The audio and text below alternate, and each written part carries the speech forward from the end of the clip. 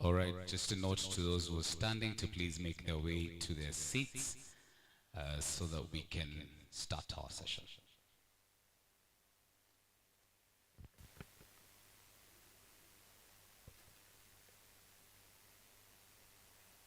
Okay, can I ask that we close the doors? We are having a hybrid event just for the sake of those who are joining us online and for them to be clear on the forum today. I'm going to ask that we close the doors on the left and right.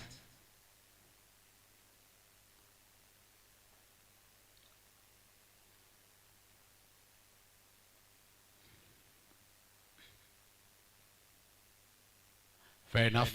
All right. Ladies and gentlemen, good morning. Good morning. And because I cannot reach out to each and every one of you to do the oxygen greetings, you're going to say hello. I hope you're not seated according to your residence associations, but according to people maybe you don't know. So I'm going to just give you like a good 15 seconds to at least know who's on your left and right, even for your own security as well. At least even just get to know their name and which resident association they represent. It's even safer for you as well.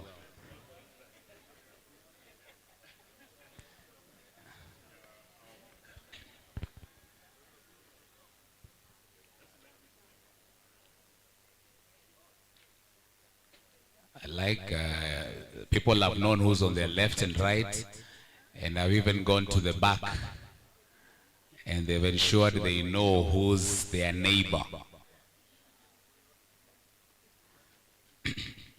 Thank you. Isn't that a perfect Nyumba Kumi initiative? What if we just did that in all our neighborhoods? Yeah? I know in various apartments and various units, people don't even know each other, or they just meet at the parking lot, or it's the kids who actually ensure that the parents get to know each other. So I know with Kara, things will be very different. Ladies and gentlemen, I'd like to now welcome you all to the Nairobi region Kara-Kplc Dialogue Forum. We are honored and glad, and with due protocols observed, having Mr. Chairman, Mr. Richard Nyaga, the CEO, Mr. Henry Cheng, Bwana Nyaga. Tumpigeni makofi. Chairman, thank you so much. The CEO, Mr. Henry Cheng, if you will please stand and wave. Thank you so much. Thank you so much for convening us. That's from the, and of course, all the Kara members and their representatives. Please give yourselves a round of applause for making it here today. I want to especially recognize and welcome the Kenya Power Leadership Team. We're expecting the presence of the Dr. Engineer Joseph Siror, who's the CEO and Managing Director of Kenya Power. He'll be joining us, but of course we are he's ably represented at the moment with Engineer Hicks Waswa, who's the Regional Manager, Kenya Power Nairobi Region. So thank you so much for being with us. And of course the Kenya Power Leadership Team, together with the beautiful ladies at the exhibition stands there. Let's give a round of applause to Kenya Power for being here in great number and strongly, I should say. Ladies and gentlemen, this is a hybrid event. I am honored to be facilitating. My name is Laban Cliff. For the sake of those of us who are joining online, you're welcome to engage with us. Please share your comments, share your questions. This is a dialogue. And I think for the next few minutes that we'll be here, we'd like to engage with you who are represented here, together with those who are online. So please do share any questions. And of course, I have a team, Kano, who's going to be helping me as well, just get some of those questions out. Please do also engage with us on our social media handles at Kara-Kenya on Facebook, Kara-Cares on X, and of course Kara-Cares KE on Instagram, with the hashtag Kara-Kenya Power Forum. I should mention Kara-Kenya Power Forum. Greg, are we going to be? And also on the Kenya Power platforms, I should mention. I had to make sure I get permission from the comms leadership. So without further ado, ladies and gentlemen, we'll just get straight into it. Allow me to cordially welcome Mr. Henry Cheng, who's the Kara CEO, to give the opening remarks. Karibu sana.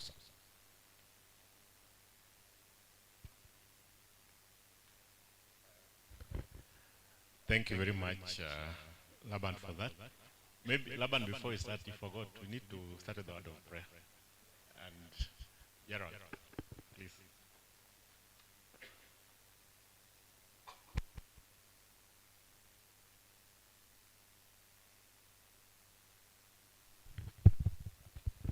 If I may request if we can stand for a word of prayer kindly. In the name of the Father, the Son, and the Holy Spirit, amen. Heavenly Father, we want to invite you into this meeting. We want to ask that you bless everyone who is represented here, and especially those who are coming to give us presentations in order for us to understand and also to engage and to be able to dialogue. We pray for the engineer who is coming to present to us, and also the Kenya Power team, that we may be able to hear them and follow them and even receive wisdom in terms of what they will share with us. We pray that in this particular meeting, we also become the light and the salt of wherever we have come from, every region that is represented. May you give us wisdom in asking questions that will be enabling us to follow through in whatever is shared with us. May you give us wisdom also to be able to implement whatever we hear. May you give us wisdom to also act and also carry out the messages that will be presented to us. We pray for Kara and his chairmanship, that you continue to inspire them for the good work they are doing. And we pray for the service delivery, everyone who is being represented here, offering any form of service for whatever they have done and whatever they continue to do for us. We also pray for the MC, that you give him wisdom in handling each and every member, their questions, and the way we will be able to respond. All these and other intentions in our hearts, we pray in the name of our Lord Jesus Christ. Amen. Name of the Father, the Son, and the Holy Spirit. Amen. Asante sana, Bwana Jero, for that prayer. Good morning, ladies and gentlemen. Habari ya asubuhi. Thank you so much for making it here on time. I know we have some still on the way and some are online. But like we said, in the interest of time, we will proceed with our program today. And of course, others will catch up with us. Before I proceed any further, let me recognize a few people in the room. And by this I mean the Kara Governing Council members who have joined us this morning, starting with Dr. Peter Haman. Please stand. Karibu sana. Dr. Peter Haman is a Kara Governing Council member from Loresho North Association. We also have Mr. Ephraim Kanake. Ephraim Kanake is also a Governing Council member from Plainsview in South B. And then we have our chairman who had been introduced earlier, but we can introduce him again, Mr. Richard Nyaga, who is a chair of Kara. And thank you so much for creating time to be here with us this morning. So ladies and gentlemen, so that we get the right context and we set the mood for the meeting, you'll allow me to read a small statement here, and then we can then interact in the next phase of the program. So we recognize the presence of Kenya Power leadership, and as been said, we're expecting the MD, but we recognize the presence of Engineer Hicks Waswa, who is the regional manager, Nairobi. Karibu sana Bwana Engineer, and thank you for coming. And we also recognize the presence of all the other Kenya Power staff and leadership. Some of them are here, some of them are seated elsewhere. Thank you so much for being here with us this morning, and even for the partnership that we are having in regard to this forum. We also want to appreciate our valued members of Kara who are here with us this morning, and even those who are following online. Thank you for always being there. Thank you for your support.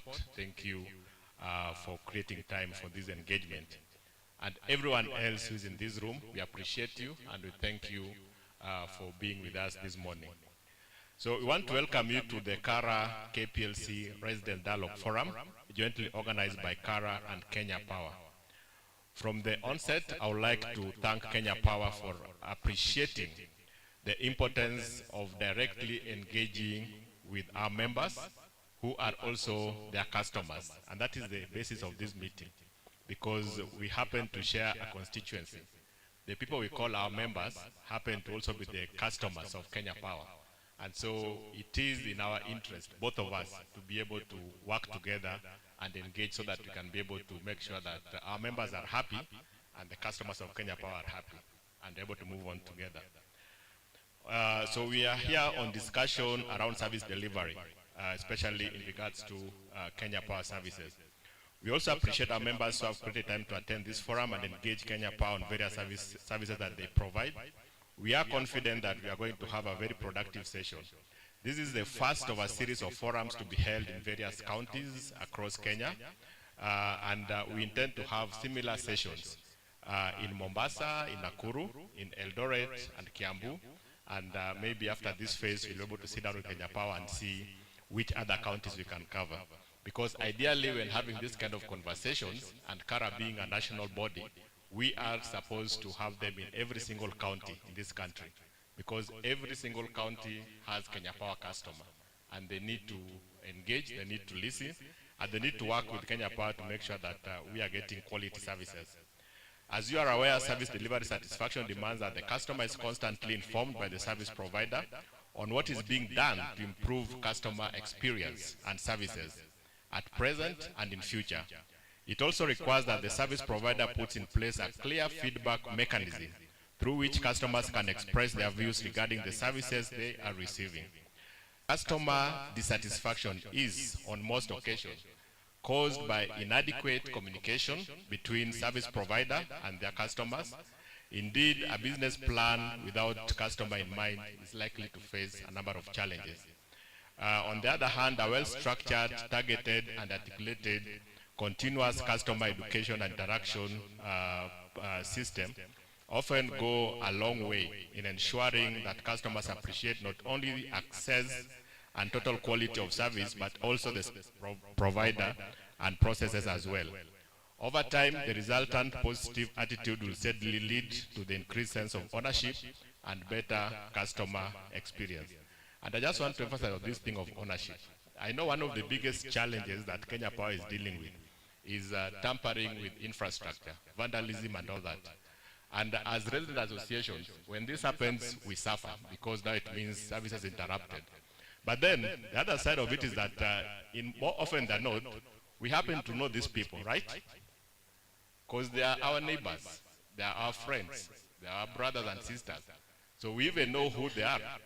But then if we don't have a sense of ownership of this infrastructure and of the services that Kenya Power provide, then what that means is that we shy off from passing information or even stopping them from tampering with that.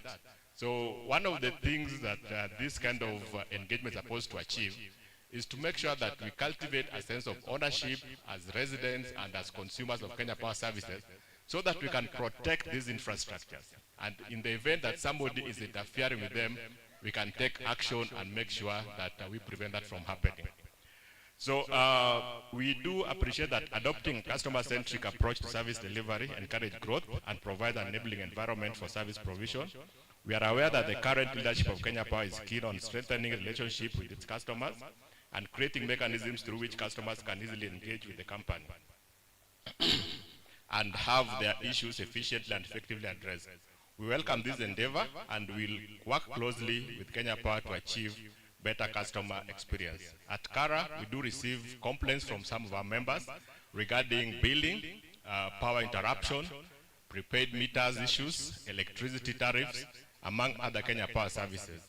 Our partnership with Kenya Power is informed by the need to create a platform through which such issues can be openly raised by our members and directly responded to by Kenya Power. We also expect that through such platforms, our members will get to know some of the plans that Kenya Power has put in place to improve customer experience and provide long-term solutions to the challenges that they may be facing. Beyond organizing the forum, Kara is keen to have a long-term and structured engagement with Kenya Power, which we've always had, and we want to make sure that this is sustained. And this should be aimed at ensuring that our members are accessing efficient and quality services. And in this regard, we intend to renew our memorandum of understanding with Kenya Power. We do have one. I know it had lapsed, but we want to renew this MOU with Kenya Power that we signed some times back, so that we can be able to have a broad framework of collaboration and stipulate other activities that can be jointly undertaken to improve customer services. In addition to the MOU, we also urge Kenya Power to assign and provide contact officers specifically charged with addressing issues raised by members of Kara from various regions. I know this is already happening to an extent because I've had report and information from some of our members that they even have what Kenya Power officers in their WhatsApp groups. And I think that is a good initiative. If we could be able to have these strengthened and replicated in various neighborhoods, that will go a long way in helping us address these issues. But if you could also have a dedicated desk at Kenya Power, and I know the customer experience people are here, if you could have a dedicated desk or dedicated officer who, as Kara, we can always reach out to when we are having issues that are affecting our members, and then we are assured that action will be taken, that will really help. Because one of the things that we know people go through is that you have a challenge, maybe there's a blackout or something has interfered with the service that you are enjoying from Kenya Power, but you don't know who to call. Because if you call the general number, chances are that you'll not be able to get the kind of response that you expect in terms of even the time.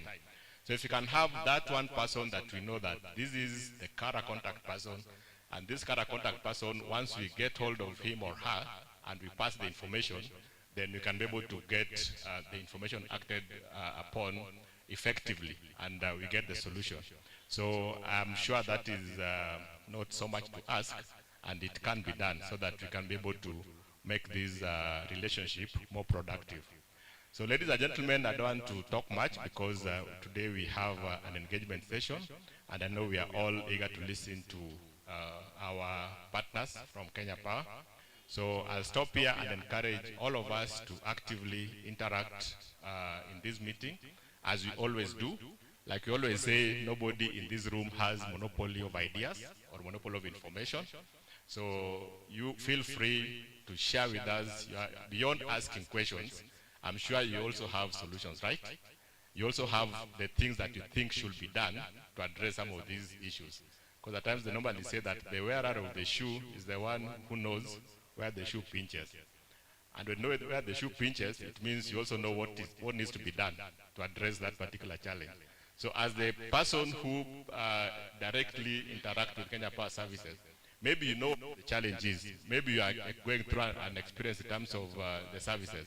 But you also have an idea of what should be done by Kenya Power to make sure that challenge is addressed. So share ideas, share solutions as you ask your questions, so that we can be able to have a productive session, and we can all learn from each other and leave this place having made proper use of our time. I know we had questions that were sent earlier. We had so many questions that came through from our members that were sent to us earlier. The same questions were shared with Kenya Power in advance. So we hope and expect that we are going to get some response to those questions so that we can be at a place where we know what is to be done or what is being done about the issue that we've raised. So without taking much time, ladies and gentlemen, allow me to stop there and thank you once again for coming, and encourage you to make this a very productive session by participating, by interacting, and by sharing a number of issues that you are dealing with. So asanteni sana, and let's get the program going. Bwana Moderator, karibu.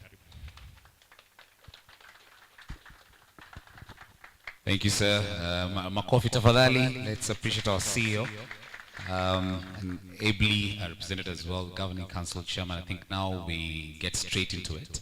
As the CEO rightfully put it, with a hybrid, we really need to engage as well. I want to now open the floor to the Kenya Power team. But before I do that, maybe just give you a bit of guidance. He'll have a presentation on key service delivery milestones and plans by Kenya Power. So we'll have a listen to Engineer Hicks Waswa. I think, sir, you can feel free to also chime in and invite any one of your team members. And after which, then that will open up a session for a bit of feedback from the team. I'd like to recognize members of the Fourth Estate who are here. I think I saw Citizen TV as well. So I'm glad that you also have this with the media presence as well. Do you allow me to now invite Kenya Power on board? Are we ready to go? Asante sana. Thank you also as well to our online audience. I'll be keeping tabs on your comments. It's my absolute pleasure, ladies and gentlemen, to invite Engineer Hicks Waso, who's the regional manager at Kenya Power Nairobi region, for his keynote address. So a round of applause, and can we please give a resounding welcome to Engineer Hicks Waso, please. Karibu sana. Thank you, Master of Ceremony. And all protocols observed, I recognize each one of you. Good morning. Good morning. The room sounds very cold. And it should be full of power. Because Kenya Power is in the house. Good morning once more. Yes, thank you so much for this opportunity. I want to begin by introducing the team of Kenya Power that is here, so that at least we know them. And I have Christine Tum, who is in charge of customer experience. She will introduce her team, just to know them as we move on. Karibu, Christine. Good morning. Habari zenu? A bit of a smile. We're here for you. Yes. So thank you very much, Bwana Engineer Waskwa. Bwana Henry, thank you very much. Kara leadership, thank you so much for arranging this, and we are very pleased that we can yet again begin our engagement with Kenya Power and Kara. So we want to take it positively right from the beginning. We are going to be positive about this. It's an engagement, so welcome. Quickly, I would like to, Bwana Henry has mentioned that this engagement mainly touches on customer experience and communication. And I can assure you we have the right people here. We have the customer communications team. Can you, communications team, please come up, and customer experience. I want you to see them so that you know who are these people you've been calling, who has been resolving your issues, and I can assure you they are able. They are able to take on all the issues, even right from the beginning. You have seen them taking your issues. So kindly, we can start from just your name, what you do, and we can move on. Good morning, all. My name is Judy Givenji. I'm in Customer Experience Department, based at Stima Plaza. We take all customer complaints. Yeah, thank you. Good morning, everyone. My name is Gregory Ngaho. I'm here representing the Corporate Communications Manager. In Corporate Communications, we handle all stakeholders, from the customers to the queries that come through the media and all other stakeholders that are part of what I would call our huge customer base. So thank you very much. We are here to serve you, and it's a pleasure to meet you. Morning. My name is Samuel Chege from Corporate Communication. I am the person who's been working with Sarah from Kara to basically organize this event. So what you are seeing is part of what we've been working with Sarah, and we hope to take this forward. Thank you so much. Good morning. My name is Okova Sophie. I work with Gregory and Samuel. It's a pleasure to be here. Good morning, everyone. My name is Karen Musombi, Customer Experience Officer. I sit at South Sea. I'm in charge of South Sea, Langata, Karen area. But as a customer experience person, the whole country is my area. Karibuni. Good morning. Yeah, my name is Josephine Godo. I'm in Customer Experience, Nairobi South County. I sit at Rwai. I basically am the contact person between Kplc and the customers, just across. It's a pleasure to be here. God is good, and all the time. My name is Mary Wanyonyi. I sit at Electricity House. I handle customer experience, and I handle Nairobi West customers. But basically, I handle all customers countrywide. Thank you. Thank you, team. Can we clap for them? Do they look able? They are very able and ready to serve you. Thank you very much.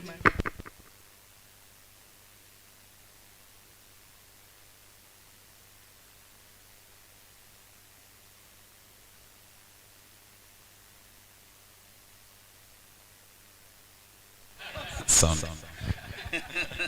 Okay, thank you so much. We appreciate the team.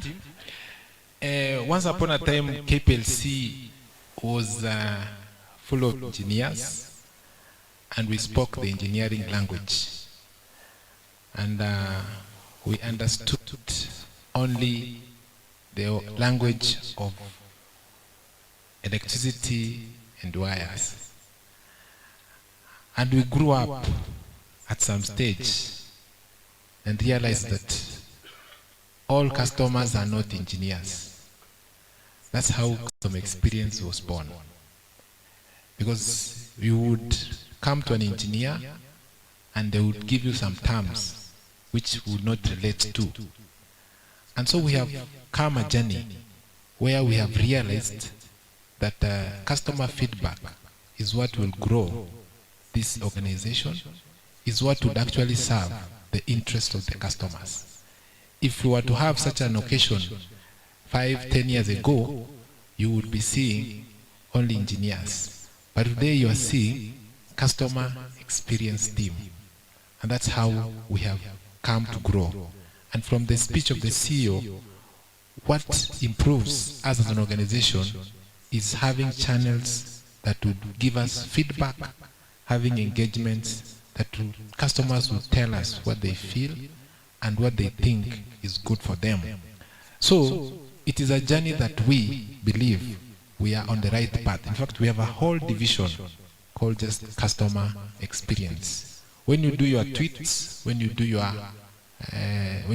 Facebooks, when you do whatever social media platforms are there, the customer experience team will pick, the corporate communication team will pick, and daily they would forward the same information to the engineers and the managers out there so that we can act on them. So continue doing that. We have come up with the WhatsApp platforms which are localized even to estates, and in those platforms there is feedback that comes from the customers and also comes from us in terms of what is happening. Whenever there is a major issue across the country, even if it is in the middle of the night, you would see a statement coming from corporate communications trying to update the nation. This has happened in a certain area, because we appreciate that when the customer is informed about what is happening, then they are able to become part of the solution. We don't believe that we own the solutions. We believe that you can contribute towards making this service better and good for all of us. So my names are Engineer Hicks Waswa.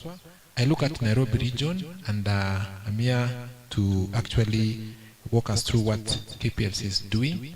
And Nairobi region is a KPLC, I would wish to say, is structured as 8 regions. We have 8 regions, so we have 8 leaders out there in my capacity who look at the country.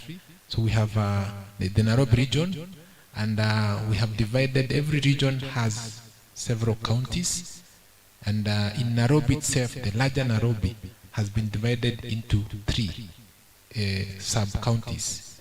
That's why you see we have Nairobi North, Nairobi South, Nairobi West. Because the business in Nairobi is huge, it would be good to break them down into units. Then we have the outer counties which also belong to Nairobi, the Kajiados and Machakos and the Makueni, which I also look at. We have tried to put those structures. Now, outside Nairobi, the other counties are units, are business units. So you'll always get a county business manager who you can actually interact with as the person that gives direction of the business in a county. And so you are free to maybe Google around and see who is your county business manager, whether you are in Mombasa, whether you are in Kakamega or Busia, you have a county business manager as a contact person in a county who actually, in terms of administratively, reports to a regional manager. All the regional managers, the county business managers, are channels for actually getting feedback from you. And I believe if you have interacted with any, then it may be possible that you have had a certain kind of experience. Now, what are we doing? From the questions which you have raised here, which are many. I would wish to look at them as mainly metering issues. I have seen a lot of metering questions to do with bills, questions to do with the authenticity of the bills themselves, the reading issues. And globally, what is being adopted even in KPLC are, in terms of metering solutions, is what we call smart meters. We used to have meters that we read, they were digital, there was analog, we came to digital meters. Now, what we are on are smart meters. Meters that can actually communicate to you, you can also communicate to them. Meters that don't necessarily need you to read, you can even view them. For the large power customers, they can even view the online. They can view how many units they are using at that moment, how much current is flowing in those in their plants. And I think that is where we all want to go. So as moving forward, the MD would highlight some of these issues, that there is a resolve just to do only smart meters. Smart meters are actually better than even prepaid meters. Because from the questions I'm seeing here, some of you are asking, why can't I be able to load my units when I am in Makueni and I want to load units in my house in Nairobi? You are actually saying, the way I'm buying a token, or the way I'm buying airtime when I'm in Makueni, should be the same way I want to buy electricity when I am in Makueni. And that feedback is there. And so we actually adopting technology. The only thing is that what speed are we going to use to catch up with that? That technology is there. It is possible. I have seen some of us asking why I need to leave my 50 units in my house in Runda when I'm moving to another house.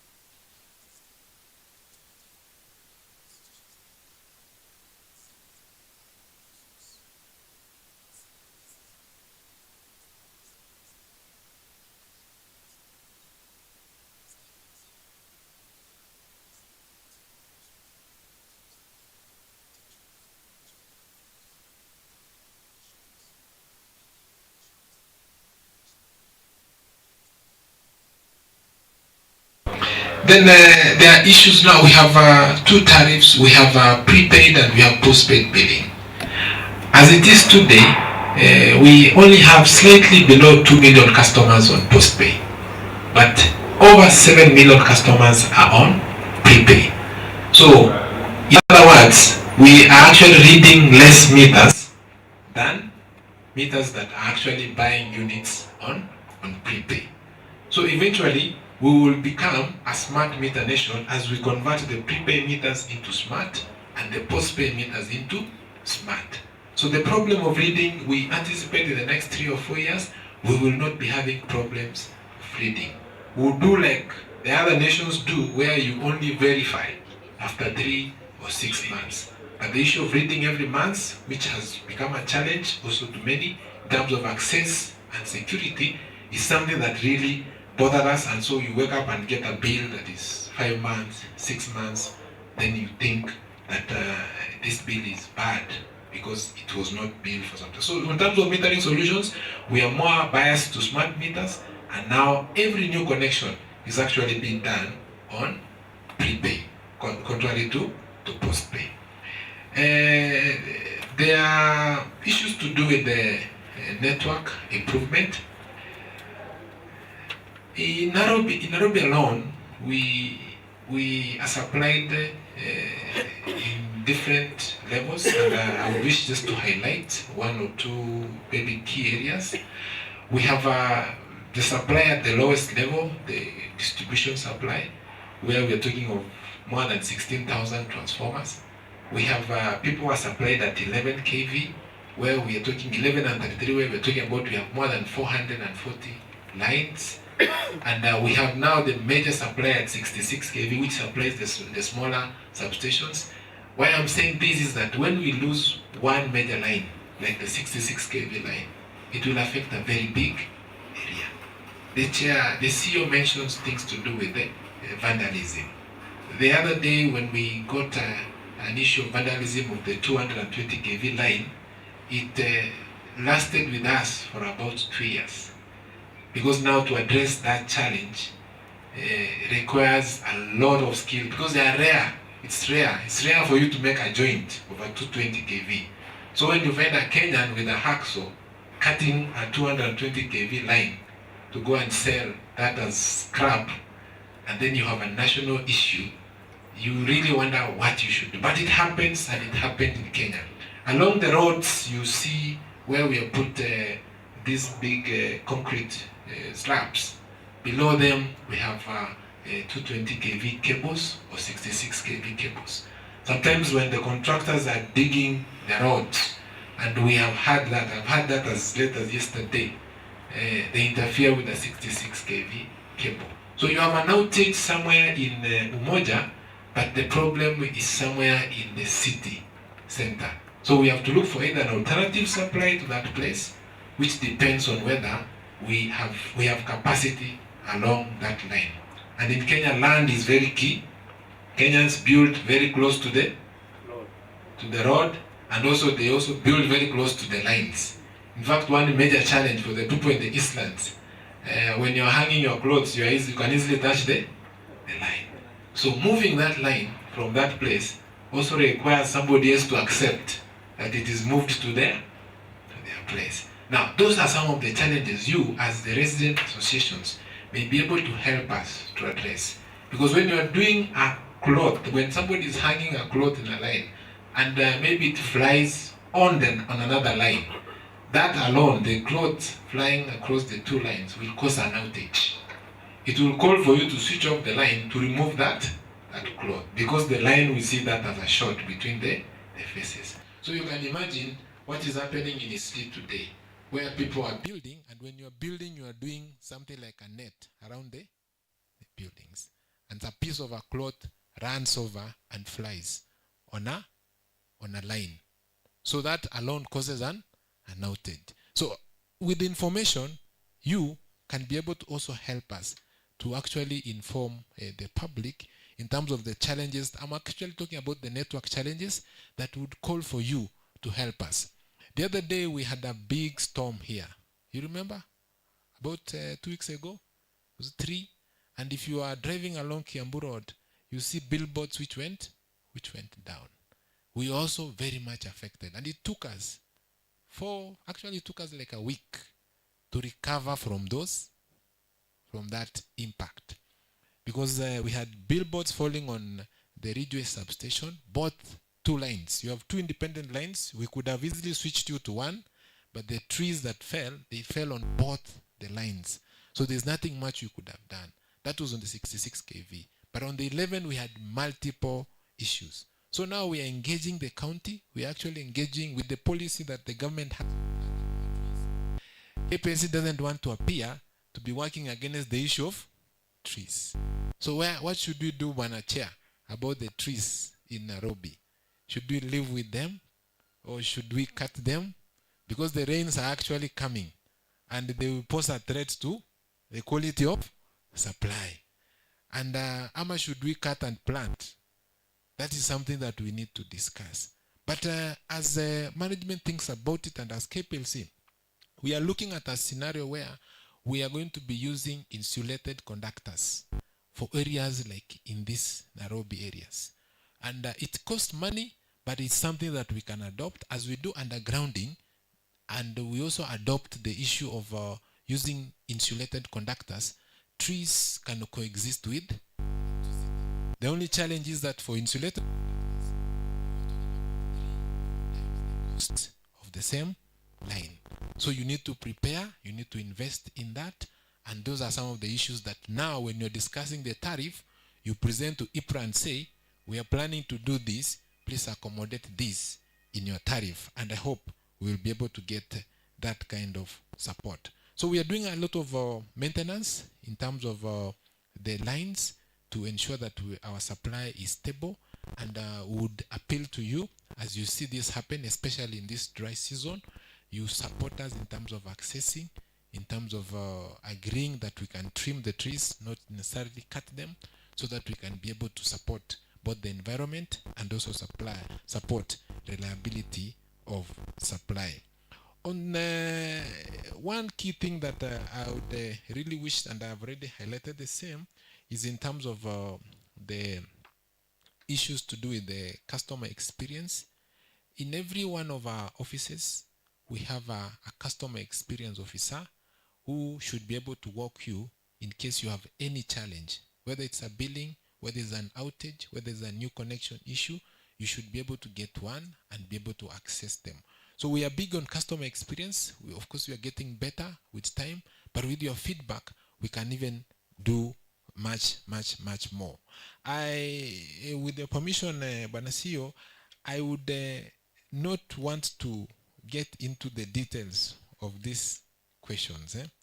Instead, I would appeal that if there are issues which really I can see issues that are even in Malindi, in Mombasa, in Nairobi, and they are actually more of feedback to us, which are actually touching either on billing, quality of supply. We have the 9777 app, which we also use. Challenges concerning that. I would wish that we actually respond to the various leaders in those areas, because they were raised by somebody in Delta Plains. It has something to do with Mavoko. Somebody in Kileleshwa. There is something to do with Dagoretti.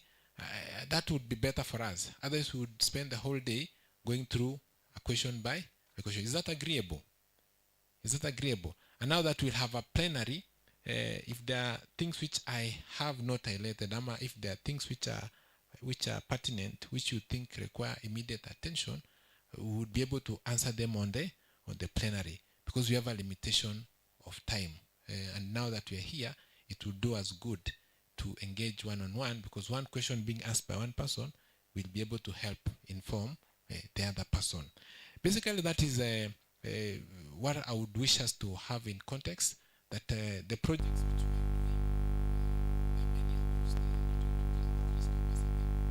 which issue that is to me primary today is the issue of customer experience, and two, the issue of adopting technology to form part of the solutions that are actually addressing the challenges that we face today.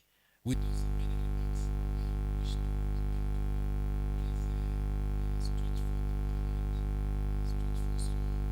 voices and reach out to us in case there's anything that we can support us in terms of the issues that I have raised, because we need your support so that we can be able to make that service better.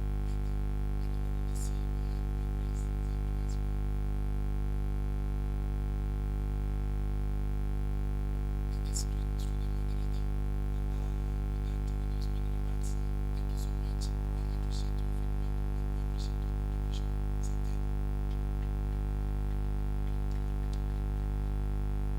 Thank you, Engineer. As you can tell, please a round of applause, and appreciate the good presentation.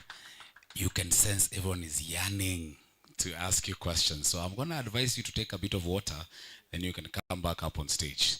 Yes, you can take a bit of a break and then come back up on stage. I'm duly advised that the CEO and MD as well will be coming up shortly. So I think that's a good indication as well. So ladies and gentlemen, I was just going back to check on the online audience, and maybe they didn't get it right, that we can also engage virtually. So please, if you're listening and you're still there, kindly just type your questions on the chat. There's somebody monitoring the socials. So should we need to engage as well with the owner leaders, we can do that as well. I am going to do this in a very, very orderly fashion. We'll have a mic going around. Kind of where you, I think, okay, I see you're busy there, but allow me to just engage you on this one. So, in the spirit of also networking and getting to know who's in the room, we had known each other based off on who's on the left and right. So the format will be very simple. We'll start.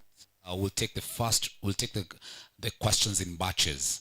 So please introduce yourself, which residence you represent as well, and then to who your question or comment is directed to. Then we'll take note, and then I'm going to invite engineer to come up. He can choose who to delegate to within the team. Even as, are we in agreement? Shall we? Great. This side. Let me start because we have only one mic. I just want to make sure we do it in an orderly fashion. Any question, comment? For now, no problem. We'll come to, there's one here. Yes, please stand, introduce yourself just for the sake of the cameras. Yeah. My name is Ann Kamore. My name is Ann Kamore. I'm from Fafajerico Residents Association. I have a question for KPLC. Now, in our area, we've been having a problem with KPLC, as in people have bills, and it's individual houses. But the problem is, Kenya Power comes, it disconnects the power from the grid. I don't have any bill, but I'm affected, and it takes almost like 5 or 6 days or even a week. Or they come,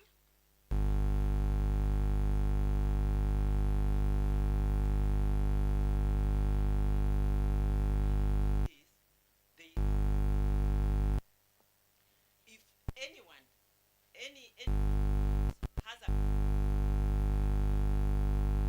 area is going to be affected.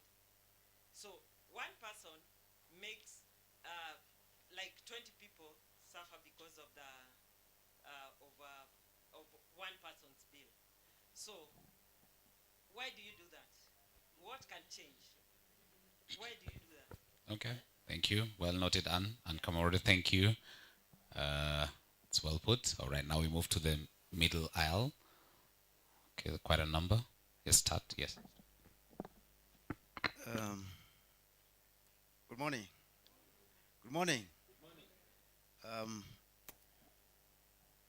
My name is Jimmy Nguli. I come from Maboko, and I represent Katani Cosmopolitan Residents Association. And don't get scared. When you of Katani, you only do demonstrations. You don't do demonstrations that way. we force for services. Now, first, I would like to ask Kenya Power. There is what we call last mile projects.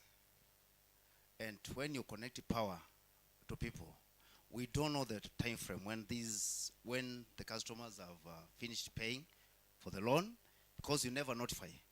But we keep on paying for a long period. Because you normally say about 3 months, 3 years, but it passes 3 years. Like me, I've been paying, and I don't know, every time I see the Mekato loan, but what is the time frame? Because you're not letting us know. We may be paying forever. Okay? Now, the second one is there are so many cartels. Let me say, in Mavoko, when a new investor is building, a building is approached by guys wearing KPLC, then anaambiwa, I'm going to drop the power to your house, anapanda juu ya miti, then the power is dropped, he pays some small amount, then everything is connected, then he fills forms. These forms, sometimes they don't hand out to the Kenya Power office. We understand, we have done some investigations. They never hand out to Kenya Power.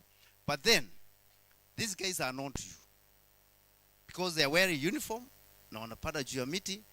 Because me, I cannot climb above the Kenya Power pole. I fear death. And I would like to be safe. I would like to be alive for long. Now, those cartels, why don't you have a unit on the ground moving around to check on these guys? A serious unit, a corruption-free unit. Because those guys will be flowing with cash. They can give you guys 10,000, 20,000, forget about this.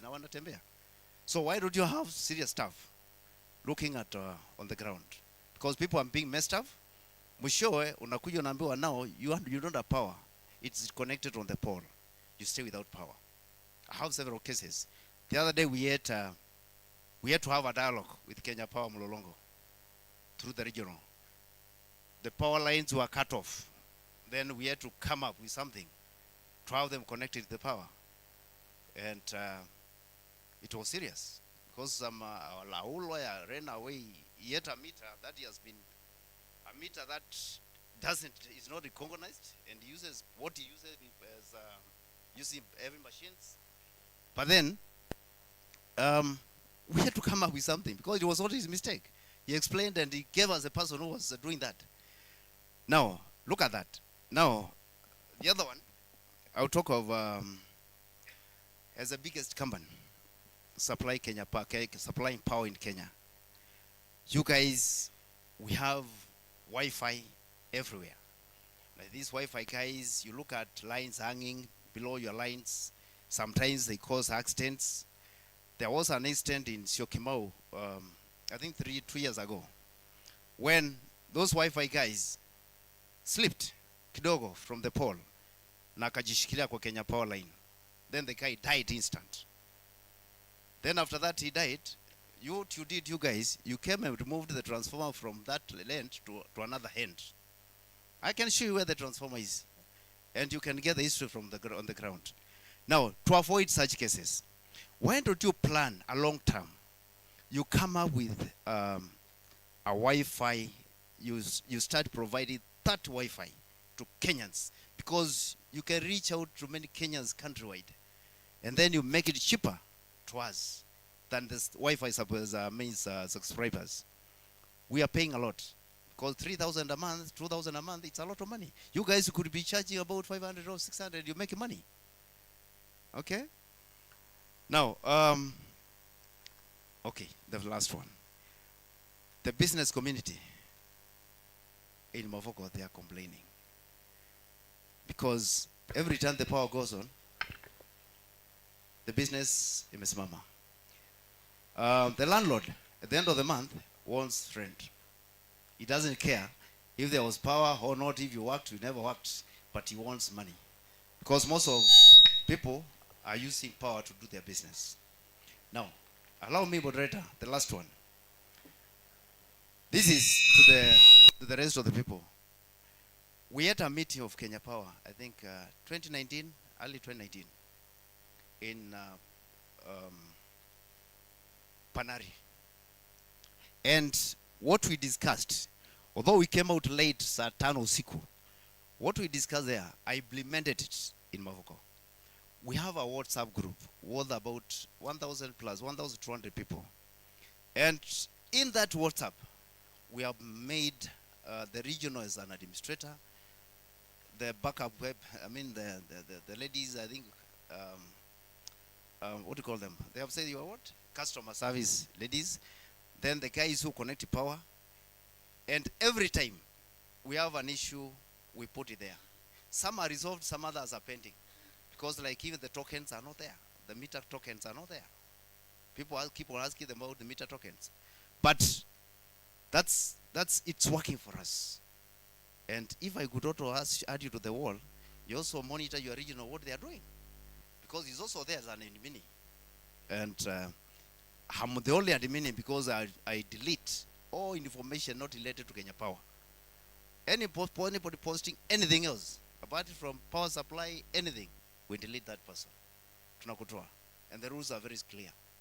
So I think I will have to stop them from there, and I wish you well. Thank you, Jimmy. I think, sorry, there's a bit of feedback. Ladies and gentlemen, I'd like to recognize the... Check, okay. Okay. I'd like to recognize the presence of Dr. Engineer Joseph Siror, who's a CEO and Managing Director at Kenya Power, who's just joined us. Managing Director, thank you so much. We appreciate your presence and that you could reach time for this dialogue. A round of applause, please, to our MD.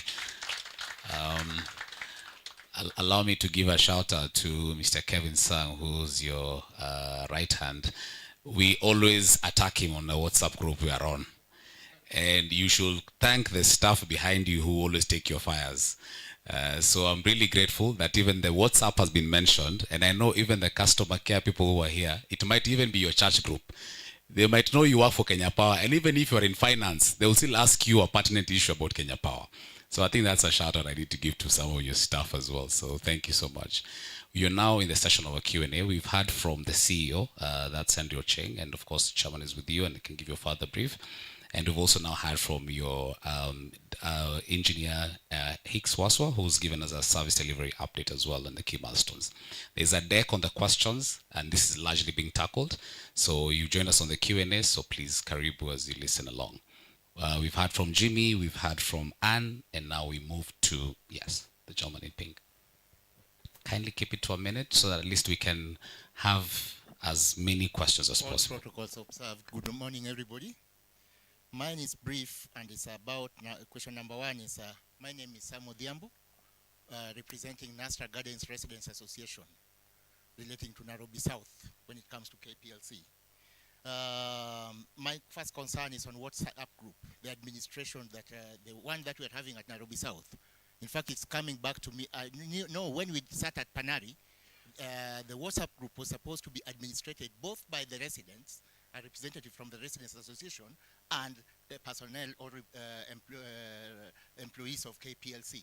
The one of Nairobi South, which can be refers to the one in Komarok, also Nasra Gardens, also Nyamavila, I can witness to you, it's only KPLC who are the admins. We have to talk to them in order to add people. That probably is an item that needs to be looked at. Number two, on these residence estates, some of us are multi-dwelling with zoning policy, where there is industrial part of it, what you'd call multi-dwelling, and commercial part, and the purely residential. When I heard engineer was talking about insulating the conductors, I believe this is something which should be driven from the part of KPLC. We have, like a place, I'm talking of Nasra Gardens, we have several multi-dwelling houses and several stories where they build houses very close to the conductors. And when the wind blows, then it affects, and the whole estate suffers. Now you'd expect that burden to be borne by the developer, who is now building a commercial 6-story building or 8-story building. Yet now this suffering goes to everybody who is in the estate.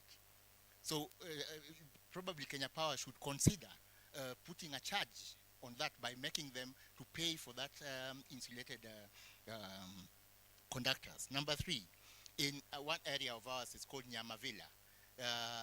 Also our representative member, so they send me with that concern of theirs. At one time, there was dispute on that land of theirs. Transformers were pulled away. Maybe you would consider restoring it, given that they have again worked on an amicable settlement with the owner of the land. Number last one, and the finally, is about the KPLC NCC partnership. When you look at outdoor lightings, especially in the estates, those outdoor lights, sometimes you call KPLC, they say, no, ours is only to install. Once you have installed the lights, whether they fail, you talk with NCC staff. And Nairobi, if everybody has gone through the experience of dealing with Nairobi county government about whatever, they sometimes say, atuna gari for 1 whole month, ama 2 whole months. And streets are dark and people get robbed. And you talk to KPLC staff, and they tell you, no, ours was really not to be maintaining those outdoor lightings. Ours is, yes, street lights. Ours is just to install it. So again, probably we would request you to refine it.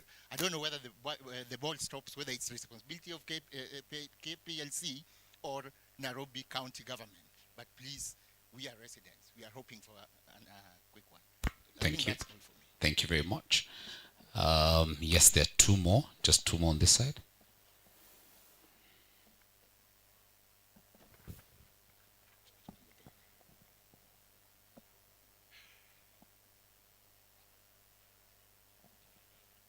Good morning, sir. Good morning, everybody. Thank you, MD, for coming. I'm really humbled to see you here. That when he is here and MD coming in this function, he takes this matter very seriously. I think it's the first time we have seen this. Can you give a clap to them? Thank you, Balancelor. Thank you very much. Okay. Also, the same goes to the chair, Kara, and the CEO for us in this occasion. We really appreciate this. Is actually a good feedback for us. I have some 2 issues for Kenya Power and Lighting. We have heard about something called customer experience, and I think I've seen some. Oh, my name is Joseph Okeyo. From Ruai, Joseph Okeyo. I'm an architect. Joseph Okeyo, I work in Public Works. From Ruai Residents Association. I'm the chair. So I think that's my name. I want to say about 2 things about Kenya Power. We really appreciate the concerns that you have been giving to us as far as power is concerned, and bring it back. But there's some issues I think you need to be able to give us as a way forward. Number 1, customer experience. We have heard about customer experience being explained by Engineer Waswa. But I want to say this. Once you have served the customers, how do you get the feedback back to that the work has been good and things like that? I was thinking this way, that we need to have a suggestion box in some of these areas, like where we have the complaint section, let's say like in Ruai, like Nairobi South, and every place that you can go to get, even if it's through phone, that how are you served? Did it take 1 day, 3 days, 1 month, then they came back? I think we need to have a feedback in terms of customers, so that we can go to see. Because the more you don't give us power, the more you're losing money. And KPLC is a semi-private company, and it needs money. So if this building does not have power, it means up to in the evening you'll lose some money. Cynically. So I think we need to be able to have that kind of feedback. Number 2 is the issue of what we call rapid result initiative. I think it's important for Kenya Power and Lighting that once a power outage has been reported, what mechanisms are you doing to be able to ensure that this power comes back as soon as possible? We have issues whereby even in the rural areas, power comes after 1 month, power comes after 3 weeks, because somebody has been able to report things there. Then it has to be followed up. Sometimes even those people want to maybe kitu kidogo, then they go the other side. So those kind of things, I think we need to be able to check on them.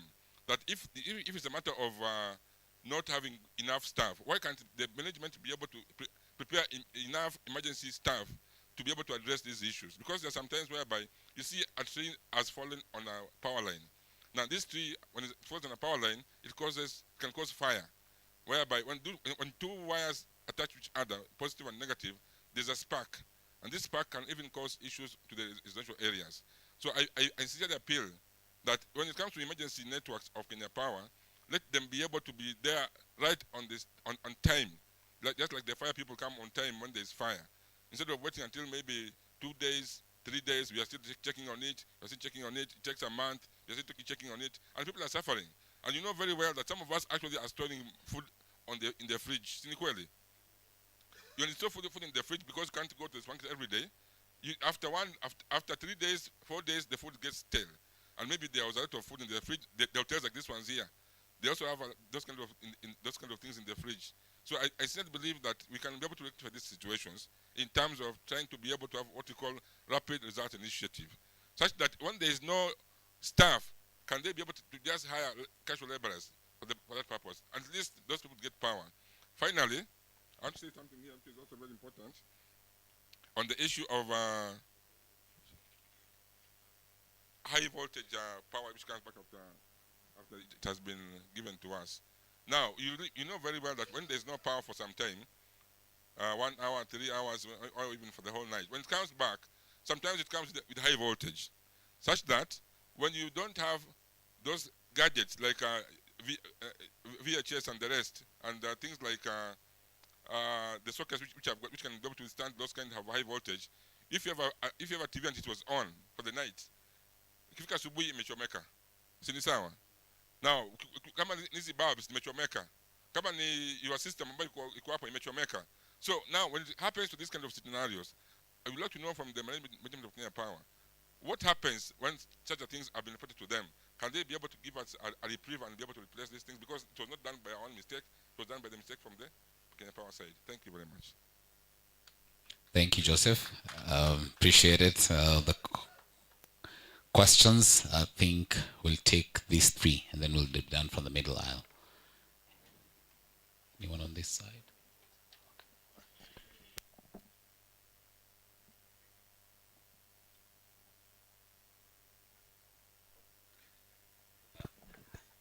All right, okay, sure. Thank you so much. Good morning, everyone. It is good today. We have met talking about Kenya Power. I thank God. Najua wakati tunakuanga hapa maswali tunaulizanga tukiwa huko tu. Lakini saa hii naona paka tunakuja huko. Si mnaona tofauti iko? So Kenya Power mko na nguvu kidogo. Mtanisamea niongee Kiswahili. Mimi ni mtu wa mtaani. Watu wa Kenya Power ni watu wazuri sana. Na mimi naitwa Peter Musi, ni chairman wa Westlands Informal Settlement Resident Association. Umesikia neno inaitwa informal. So kuna kitu inaitwa class.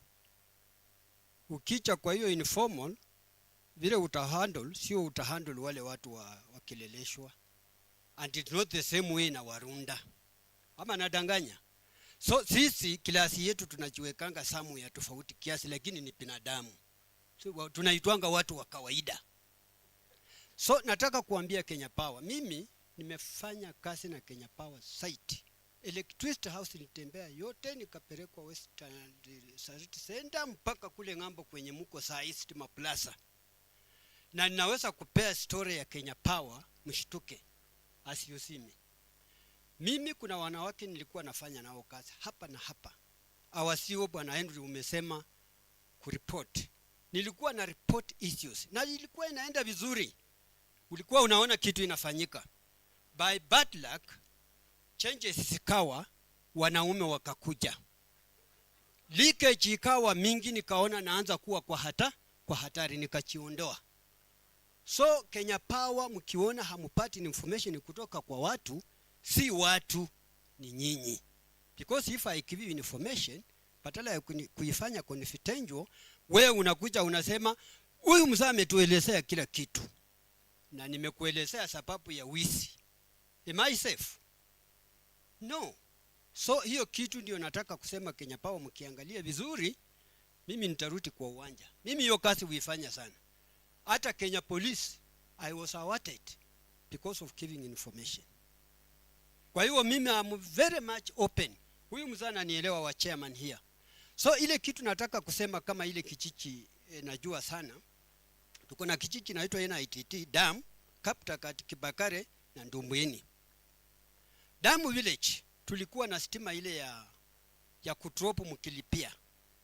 Ilikuwa tunalipia 35k ndio dropiwe. Just give me time. I want to explain something. Sio sababu tumeitwa. Wakati hizo zilitolewa tulikuja tukaunganishanga watu kama sapa wanaletewa mita. Na hizi mita sikawa kila sasa mtu hawa sapa kila mtu atakuwa na mita yake, but jina inasomwa kwa mtu mmoja. Ilikuja ikaleta shida kidogo. Hawa watu wengine wanatumia stima vibaya sababu wanajua jina inasoma mtu fulani. Mpaka wana extend wanauza. Niliingilia kati lakini ikanishinda kidogo, but all documents I have them. If you allow me, mnionyeshe tu mtu ile nitatili naye tutarudi chini kidogo. La pili, wakati walitoa hizo stima wakaleta sa token. Na wakatrop cable siko nyingi sana. Tuko na Kenya Power, wale wanaume nimewaambia. Anakuja na anashika mtu ambaye si wa Kenya Power, anamweka kwa mfuko. Sijui anatoanga watu viatu. Wao wanapanda, sijui hizi token nini yake, mita yake iko juu ya miti, si ndio? Basi wakikundua hii nyumba mtu alihama, wanatoa hiyo kitu. Hii mtu alihama, wanatoa hiyo kitu. So tuko na so many cables hanging kwa kijiji. So many of them. Na tukijaribu kuelezea, kama juzi tulishika mtu usiku.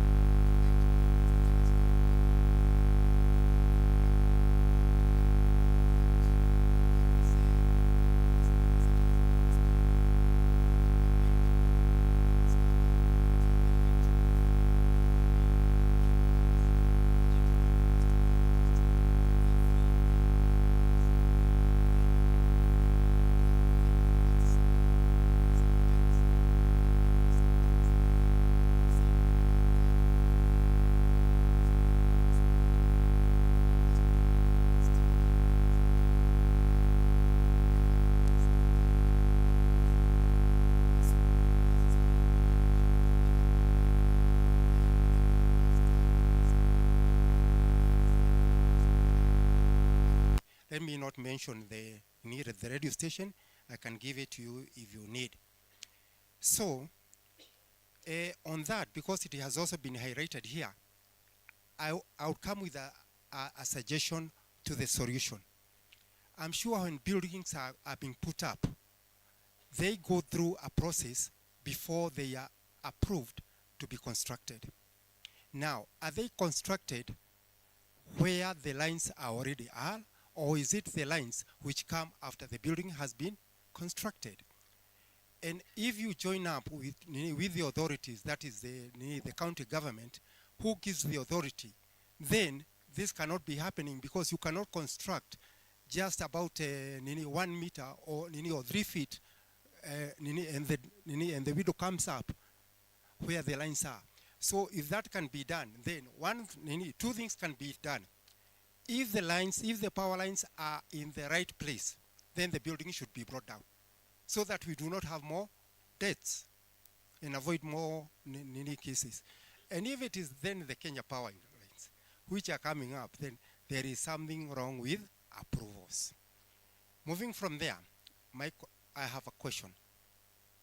How long does your customer, I don't know whether they are the ones you are calling now, the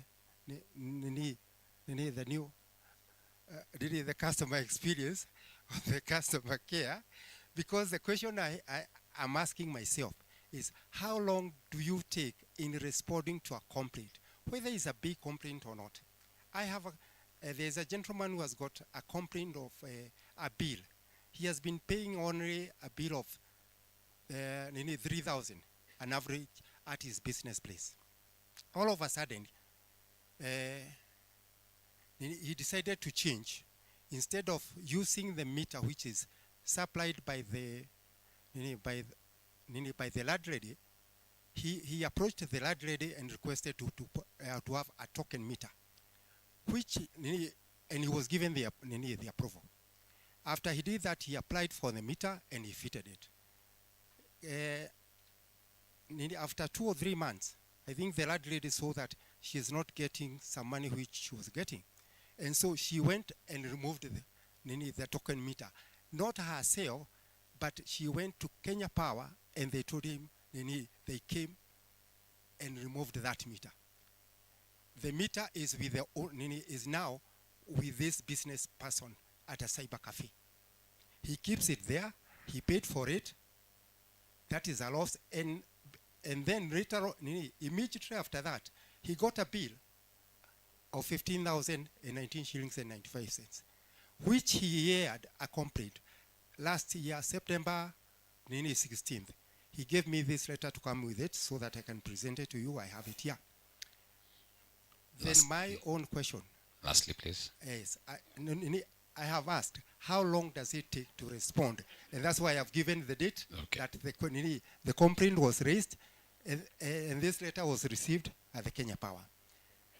I also have got another complaint. I have got a meter which I have not been using for some time, and I only had 1 shilling and 53 cents bill.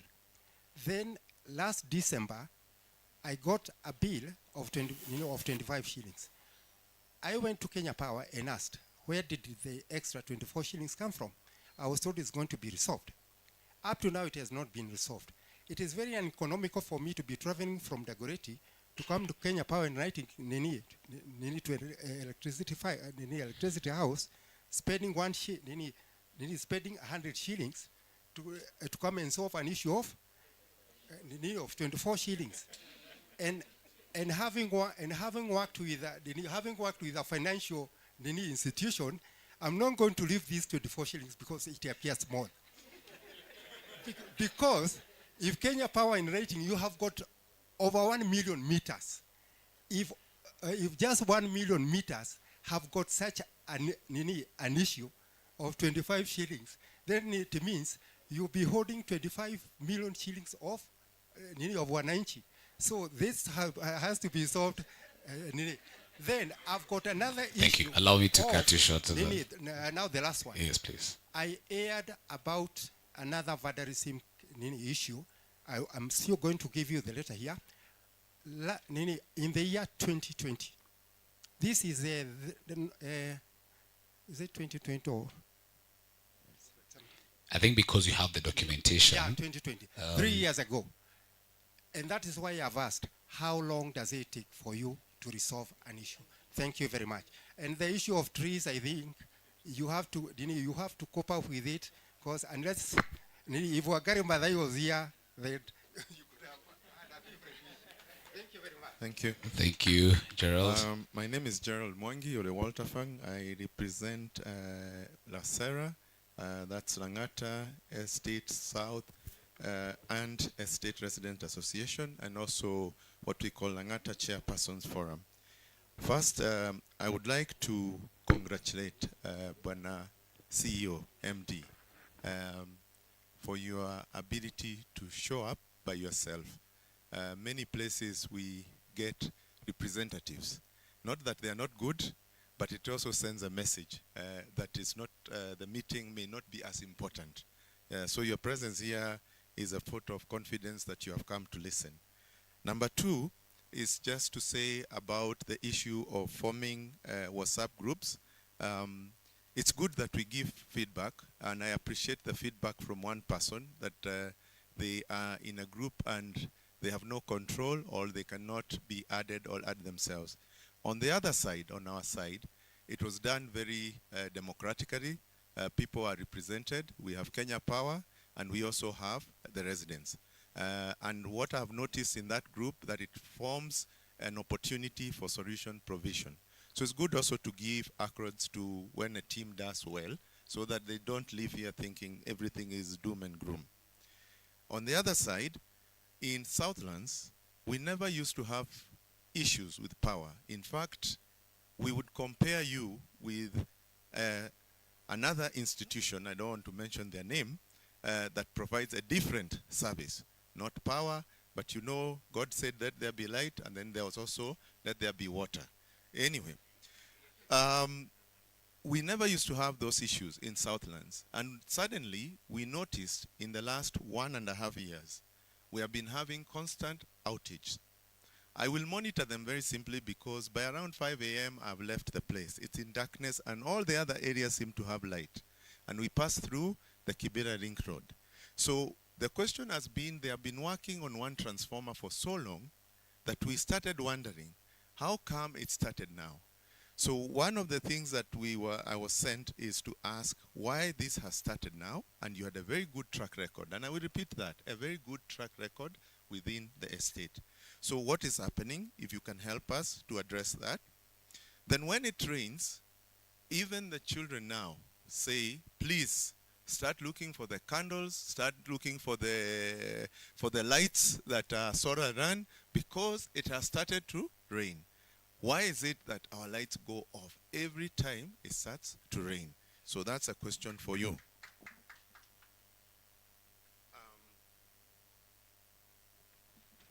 So the other one, I want to thank you as Kenya Power again, and this is to your team in the south. And engineer, we know your teams by name. If I open my phone, you will discover that we do try and relate with you by name. We want to thank at least the team in the south, the ones that are responsible for Langata.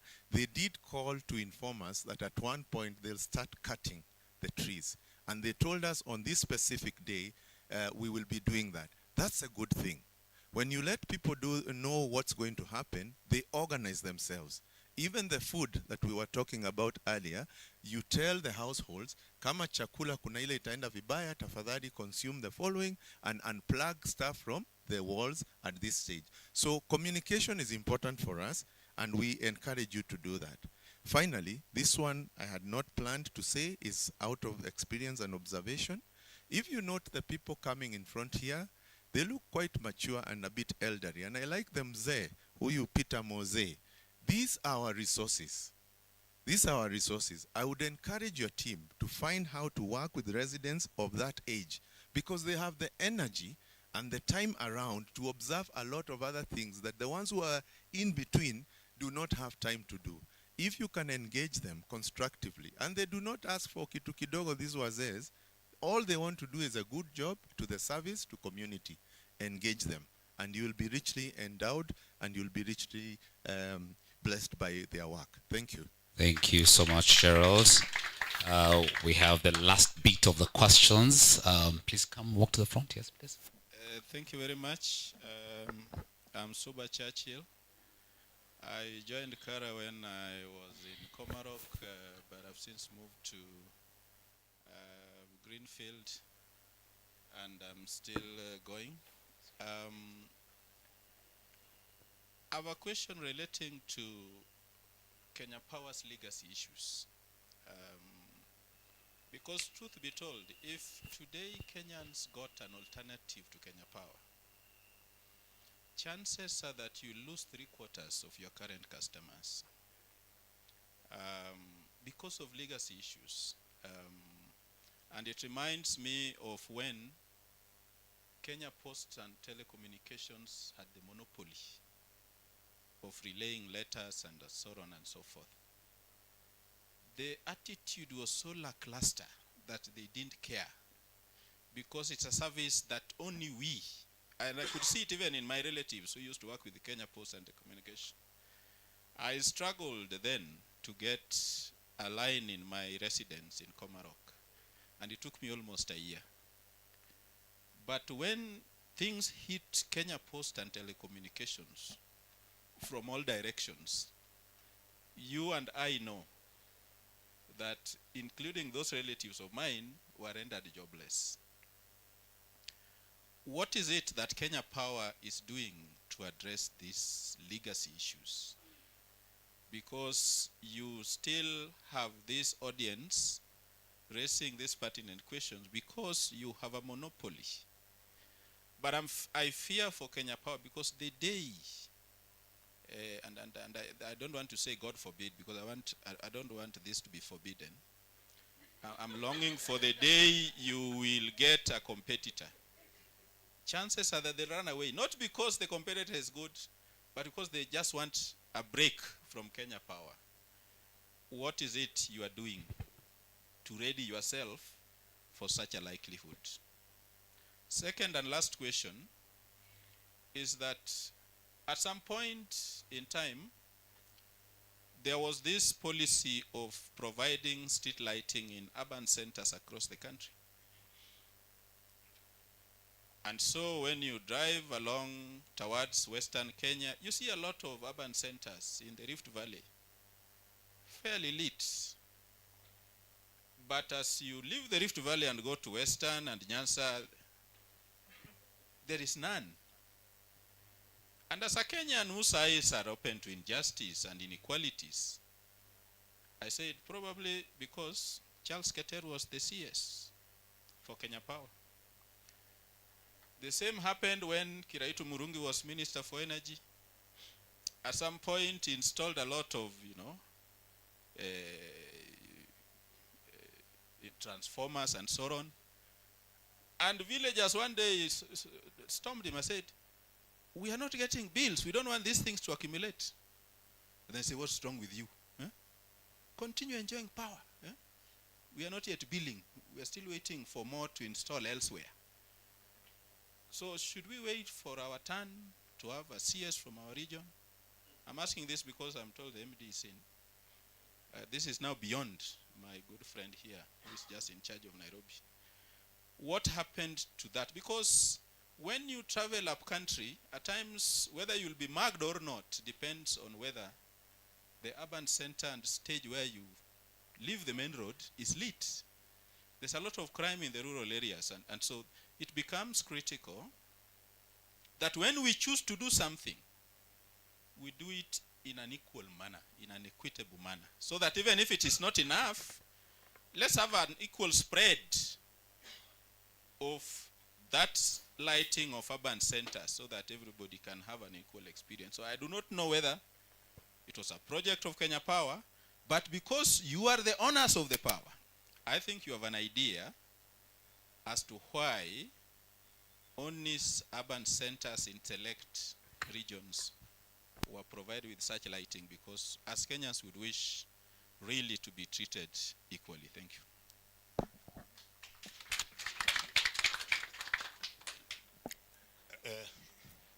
morning. My name is Atabu Charles. I come from Ladimawe, Chairman. My concern to the MD is that we need to see your disciplinary policies on your staffs, because most of the problems we are getting is due to lack of discipline of your staffs, and some are even criminals, subjecting us to power risks. And also, we want also most of the problem you have faced in terms of power theft. Most of your staffs are working with some agents, and these are the agents who normally go to the poll and they do those criminalities. So they cannot be entitled to this matter because they are not staffs, but they are using your staff as a in collaboration team. Secondly, again, let me bring to your attention, most of the people who are disturbing us in this line of also power problem are chairman of the chiefs. They work with your staffs as what we call them agents who can show them the way, where to go, and what to see. We have come to realize most of these chairmen of the chiefs are the people causing major problems.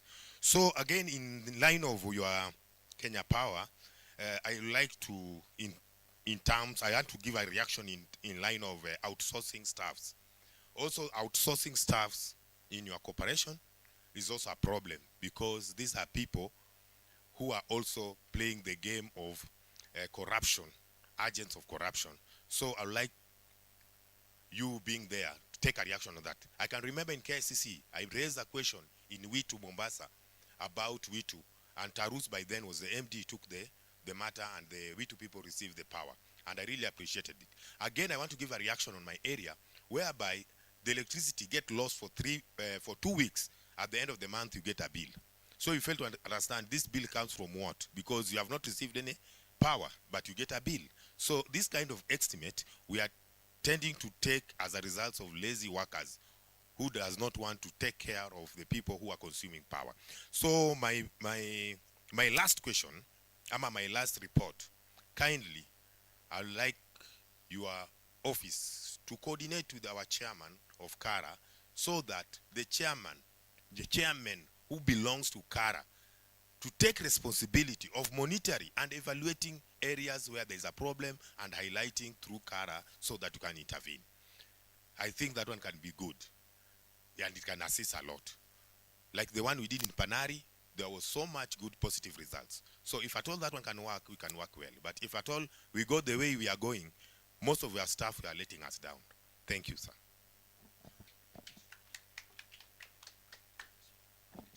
Hello. Good morning, everyone. My name is Peter Oyaro. I'm the chairman of Global Disaster Management and Environmental Mitigation Foundation. I am very happy because our MD, Engineer Cyril, is here, and I hope this problem is going to be solved today. I have a small sister who is younger than me, who was an hospital at the Sunika, near Sunika airstrip. She has a clinic of serving people, a clinic serving people of every stage, and this clinic serves around 21 bed seater. The transformer got banned 2 months ago, and you can see how these people who are served by this clinic are suffering. I kindly ask the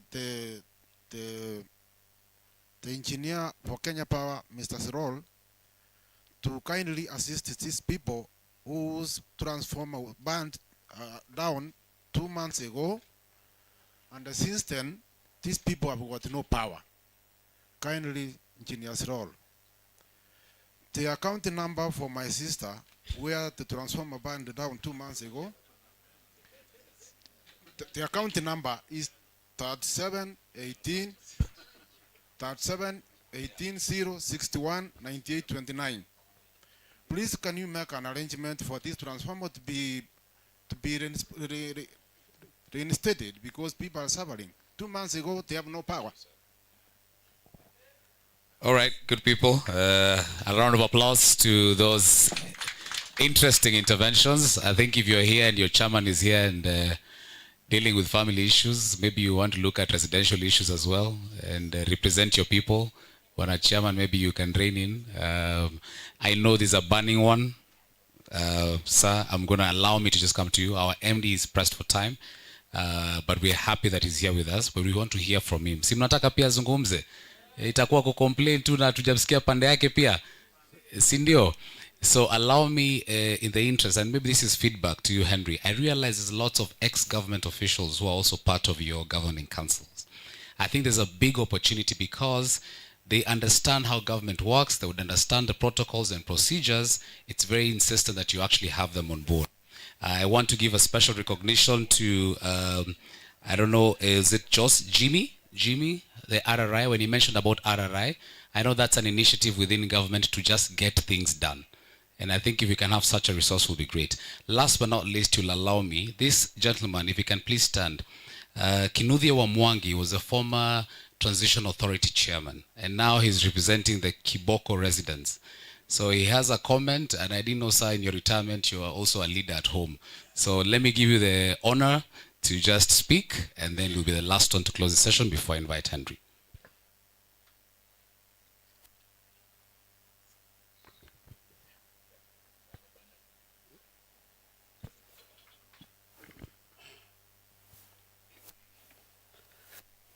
Our CEO, our CEO in Kara, the MD of Kenya Power, all protocols observed. I would like to, all of you, good morning. In this forum, I like to be known as Kinuthia Wamwangi, Chairman of Kiboko Council of Elders, the second Chairman of Kiboko Residents Association 30 years ago.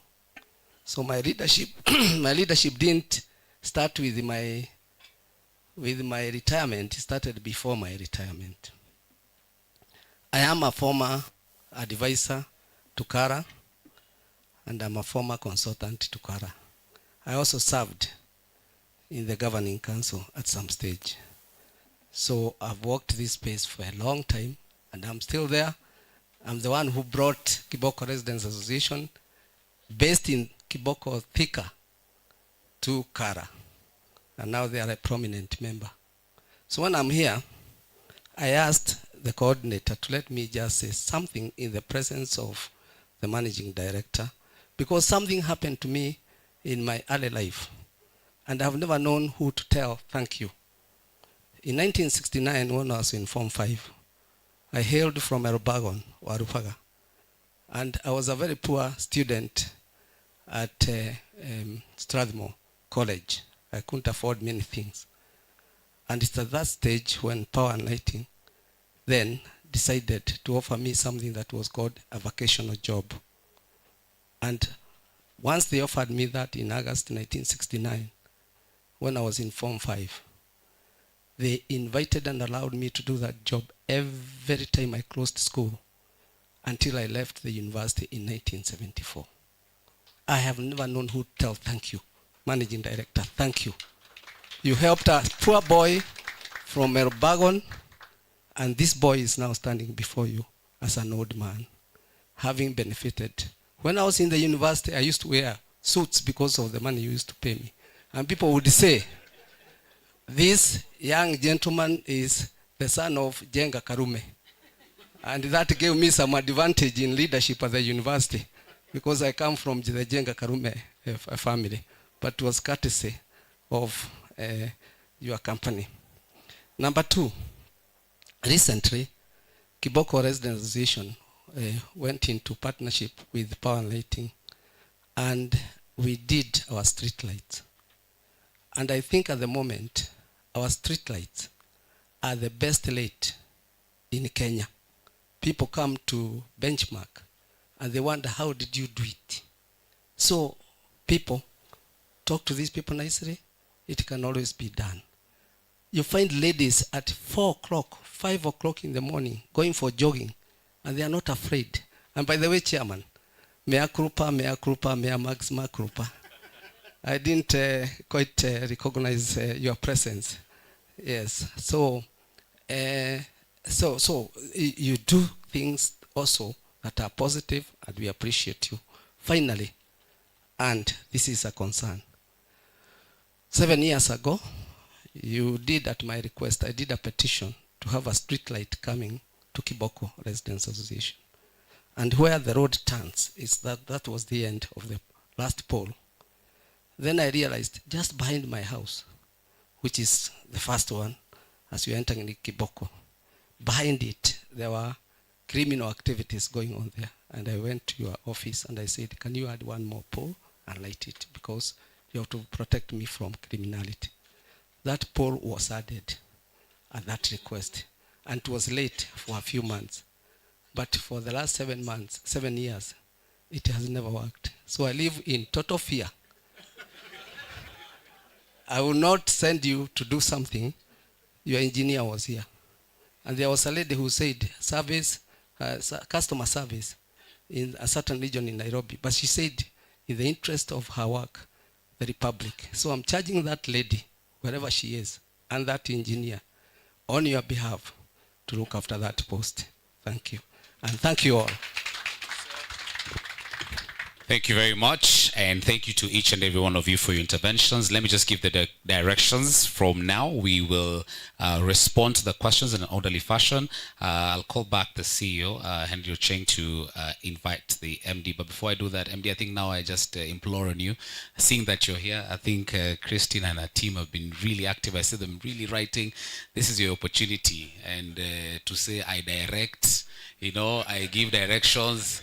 Yeah, so I know you can invoke those powers, and then we'll use this platform. We'll not leave here. We'll just make sure all these issues are handled here. Allow me to also just lock them into Nairobi as well, so that we can at least make it quite easy, and then of course touch them forward. Henry, it's now your time to make a formal welcome to Kenya Power MD.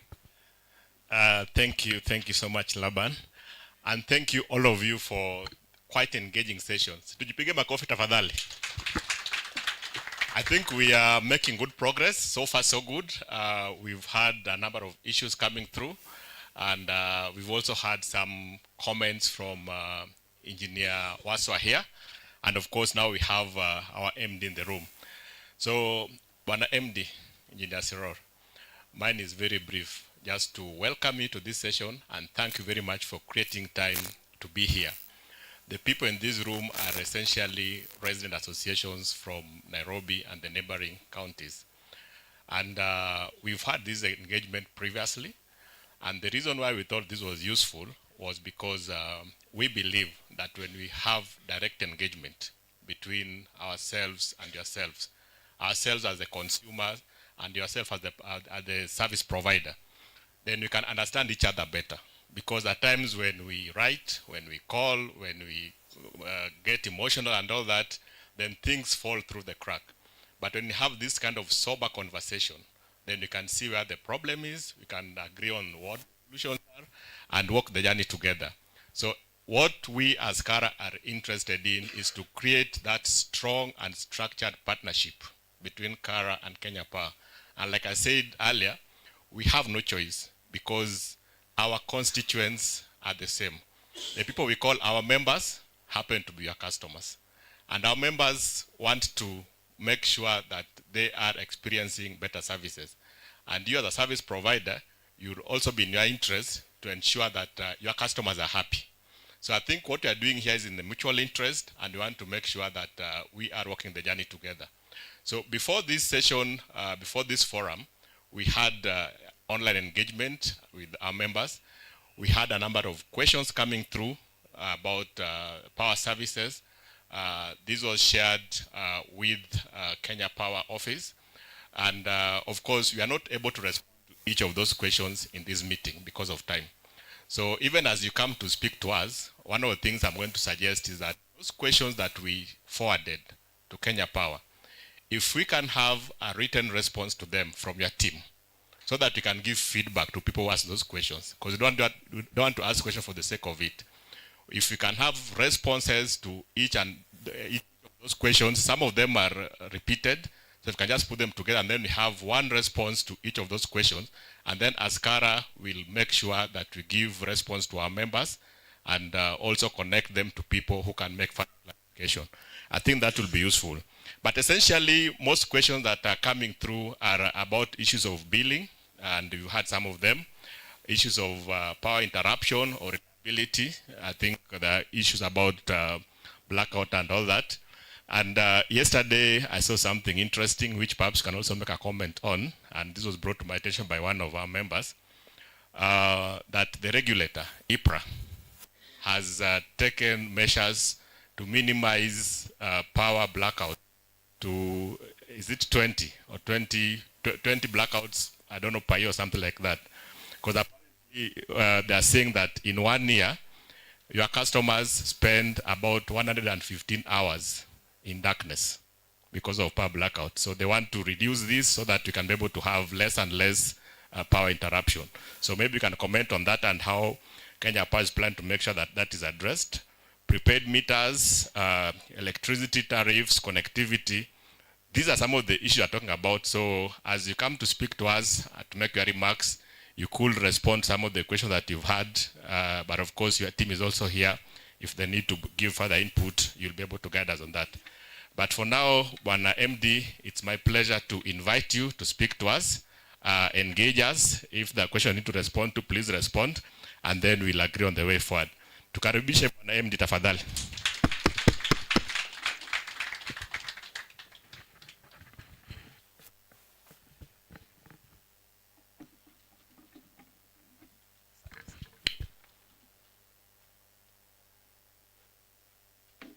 Is it still morning or it's still morning, I trust? Okay. Kara Chairman, Richard Nyaga, Kara CEO, Andrew Chiang, representatives from the various also in Nairobi, Kenya Power team, ladies and gentlemen.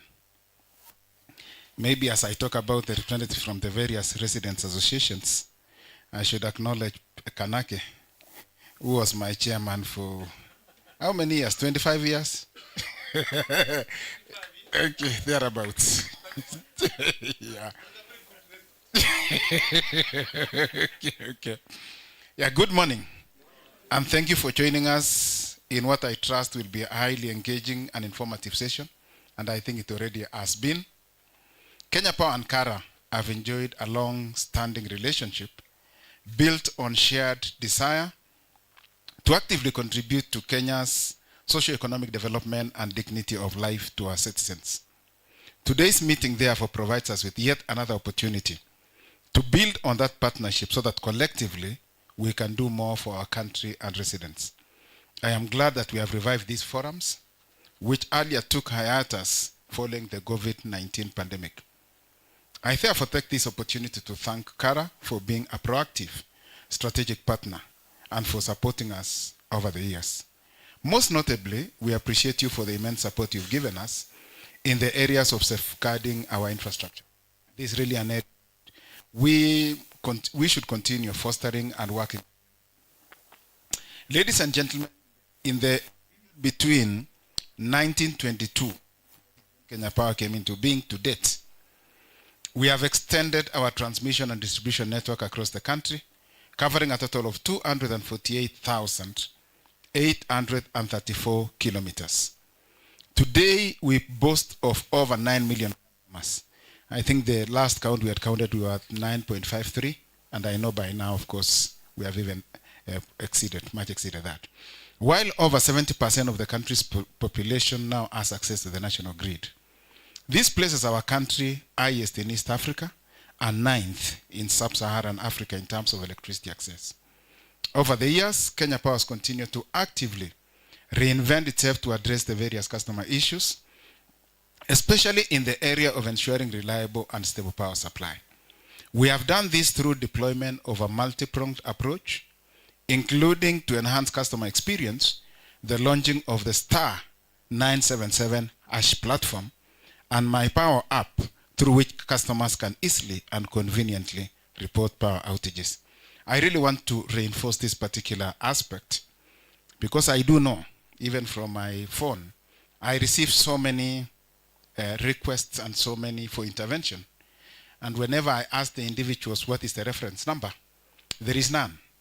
And really, if you've not reported using some of these channels, it becomes very difficult for us to be able to track. I do know that one of those, and we really value your comments, even if they sound negative or harsh. I think we are okay. We really know why that is the case. And we really understand why people are really annoyed. And I'm happy I've not been linked to this point yeah, in this place. So, but nonetheless, it's really important that we have a mechanism where we report formally some of these challenges. It will also assist us to know and to be able to track how long some of these things have taken. So we encourage you, encourage your residents, whenever there is any incident, let them just use *977# or they use the My Power app. And if they needed to escalate or even now to seek for further intervention, then they'll be seeking by also quoting the reference they have already got for the aspect or the issue that they're actually reporting. We have also formed customer WhatsApp groups, which I noted were really being hailed. Of course, I think there are issues of how they can be made better, and I think we are taking cognizance of that. Where customers are able to report power-related issues, and we are able to address them effectively. To enhance our responsiveness to customer issues and staff accountability, we have aligned our business to administrative counties and further subdivided them to smaller units known as sectors and zones. Stepping up inspections to address the issue of faulty meters and meter bypasses, investing in the grid to replace faulty transformers and maintain others so as to reinforce the network and enhance its robustness. Partnership with law enforcement agencies to stamp out illegal connections, ongoing digitization, and maybe at this point I really want to recognize the efforts that one of our elderly, from which, what was the info to Kabarage and the other places, we really appreciate that input. I think whoever has any information that can really assist us to work together to be more effective, that is a very welcome move, for we really want a number of these illegalities are the causes of, again, the failures in certain areas. So you could say that whereas, yes, we are being hit on why certain services are being degraded, but the same population could actually be participating in another corner of the country to spur or to do things which were never envisaged. Because you see, in the loading of a transformer, you'll always place a transformer that is commensurate to the load that you know it's being connected to. Now, when illegal connections are done, those transformers get overloaded, and a number of times because of the poor quality with which they are done, even from the gentleman who actually mentioned about the fact that even some are hanging wires, whenever those shorts happen at times, the impact can be so massive as actually to destroy the transformers and affect a much bigger area in that, in the outage that it results in. So ongoing digitization of the network to ensure energy balance, to mitigate technical losses and reduce time taken to locate and connect a customer. In December last year, we launched our 5-year strategic plan, which will be our compass in our journey to delight our customers and transform Kenya Power into a more agile organization. Indeed, one of the pillars of our strategy is customer centricity. We do know, and I think there was a gentleman who talked about Kenya Post and Telecoms, and he was very harsh, but it's okay. I mean, yeah, it's quite okay to be candid in some of these forums. We don't take offense, but we know why possibly things are where they are today. Some of it is, like he mentions, legacy issues, and I think he gave the example of Kenya Post and Telecoms, and apparently I actually worked there for 5 years. I was there. It was almost like actually my first. I first of all worked in a company, anyway, in civil aviation for 4 months. And then I worked in Kenya Post and Telecoms for 5 years. So still as a young engineer, there was a lot really that we did then, including participating even in the introduction of digital list lines in the country. I was among the team that actually transitioned from analog to digital around 1995. Ladies and gentlemen, to enhance power stability in Nairobi, we have carried out the following projects. Increased the number of substations.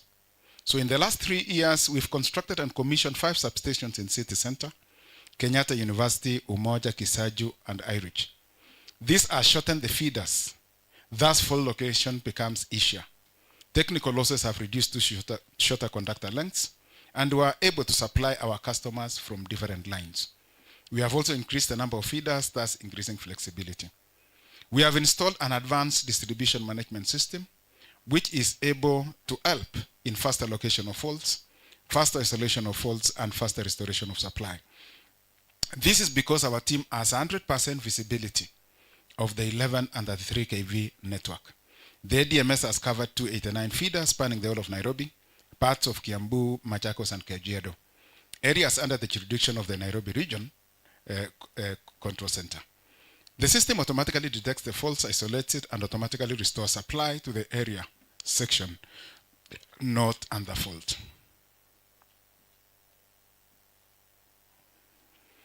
We've also done reconductoring of feeders. This has been happening to increase the load carrying capacity of the feeders to be able to carry more customers. This is ongoing.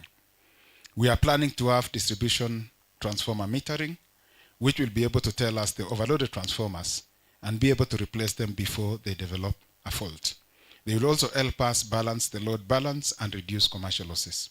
In conclusion, ladies and gentlemen, we are alive to the fact that much more needs to be done to delight you, our customers. We are burning the midnight oil to ensure that we meet our customer expectations. While we ask for your patience, we also implore you to support us in this journey, especially in the area of vandalism. I wish all a productive engagement. God bless you and good day. But let me now just come back to just comment on a few of the questions asked on the floor. I do know, and maybe just bring you up to speed, the network in Kenya, the Kenya Power has been establishing has really been very rapidly expanding. And as investments were focused on extending grid, be able to increase the penetration.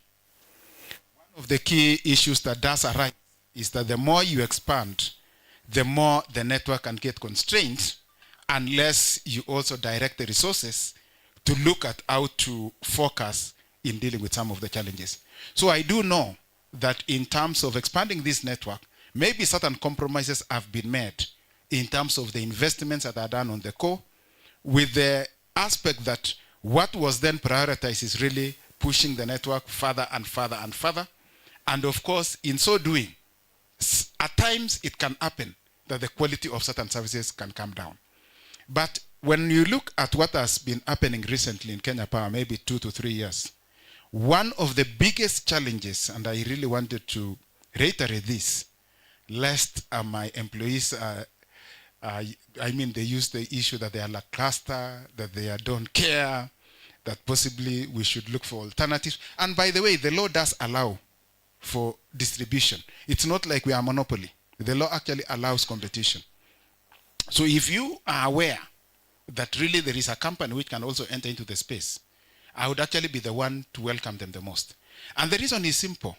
When we look at the power needs in Kenya, it is quite a lot. So it is not like we will be fighting over the same. We'll really be fighting to ensure that we extend and cover. Because right now we are at around 70-something%. So that means there is a 24% somewhere which is not being reached. And definitely any entrant to this particular space is very much welcome.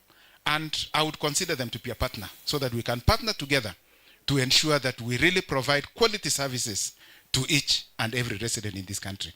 But yes, I was coming to the issue of the challenges we've been facing. And one of them is that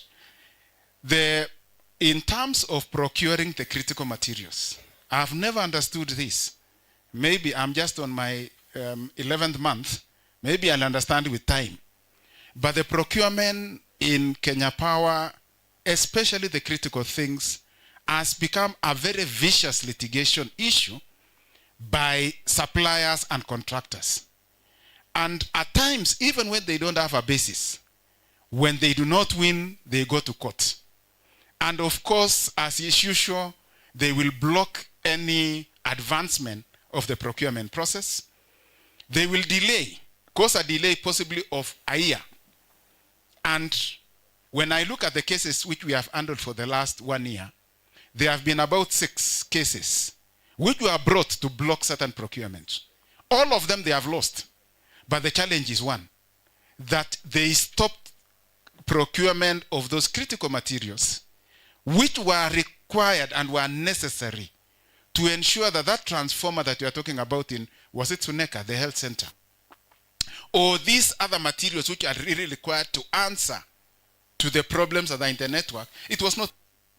And I really feel it for my staff, who at times would receive calls and they would be seen like they are totally, they are not considerate, or they don't even feel the pain, and thus possibly the very harsh manner in which some people talk about our staff.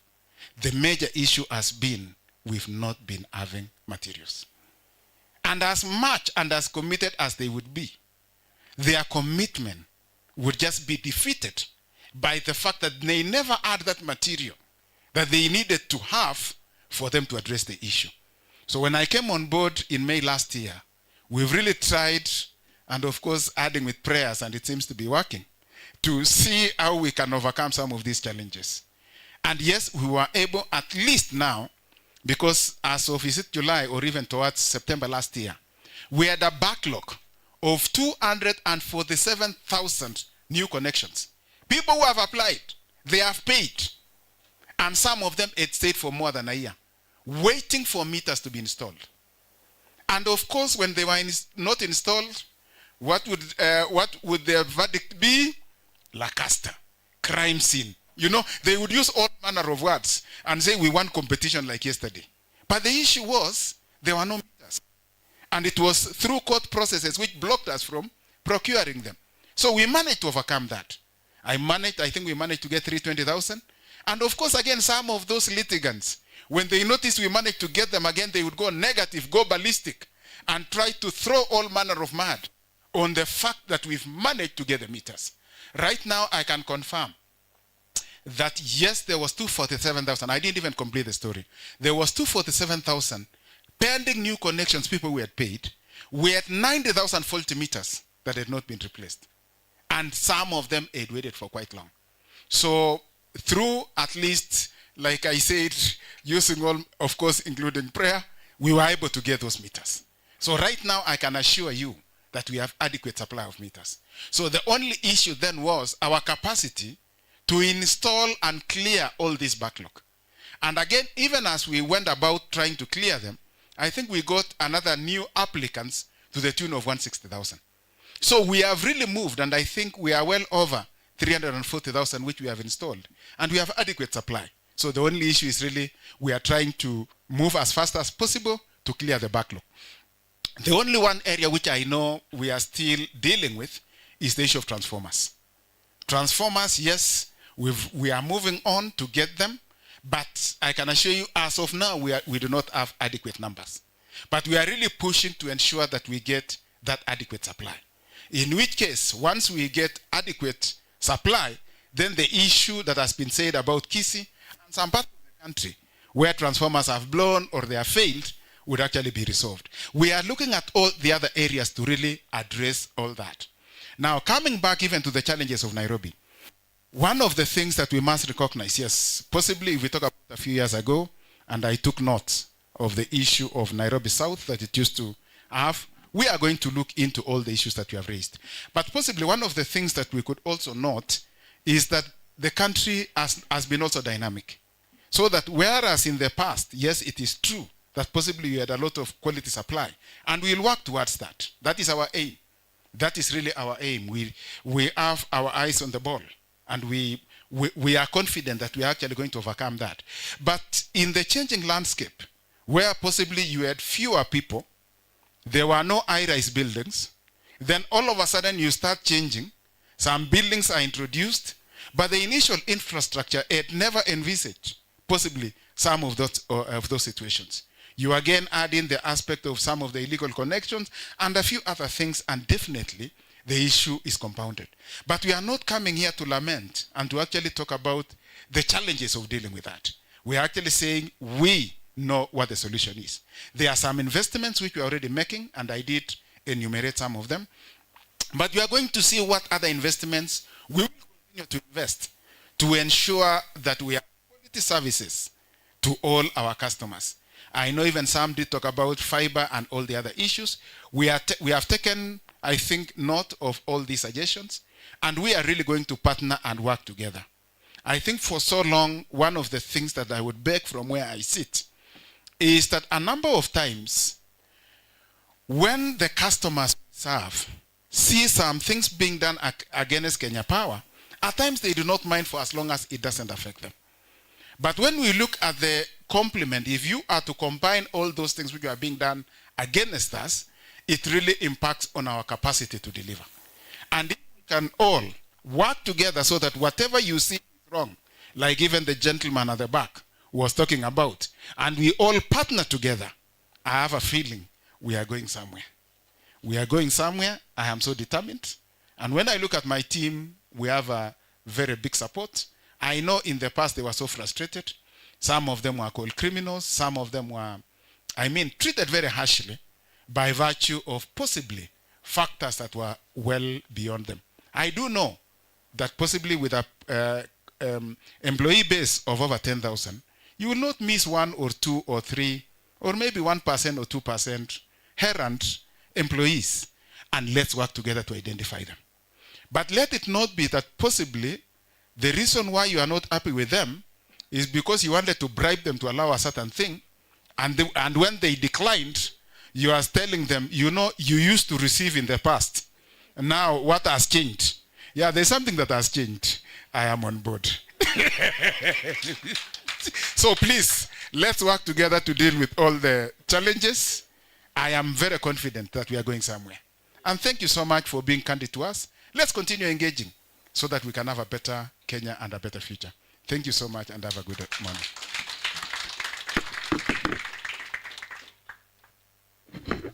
Thank you, Senator Makofi ingine IMD tafadhali. We are grateful for the time, and thank you again for being here. Having consulted your team, I'm advised we will not be in any glitch of protocol once we bring back Engineer Hicks Waswa to just kind of give an update on the questions and comments.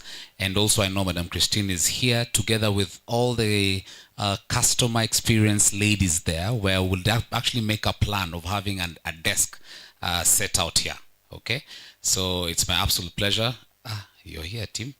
Maybe you can stand and say hello. I did not know you're an active citizen. Yes. Salamia wananchi. All right.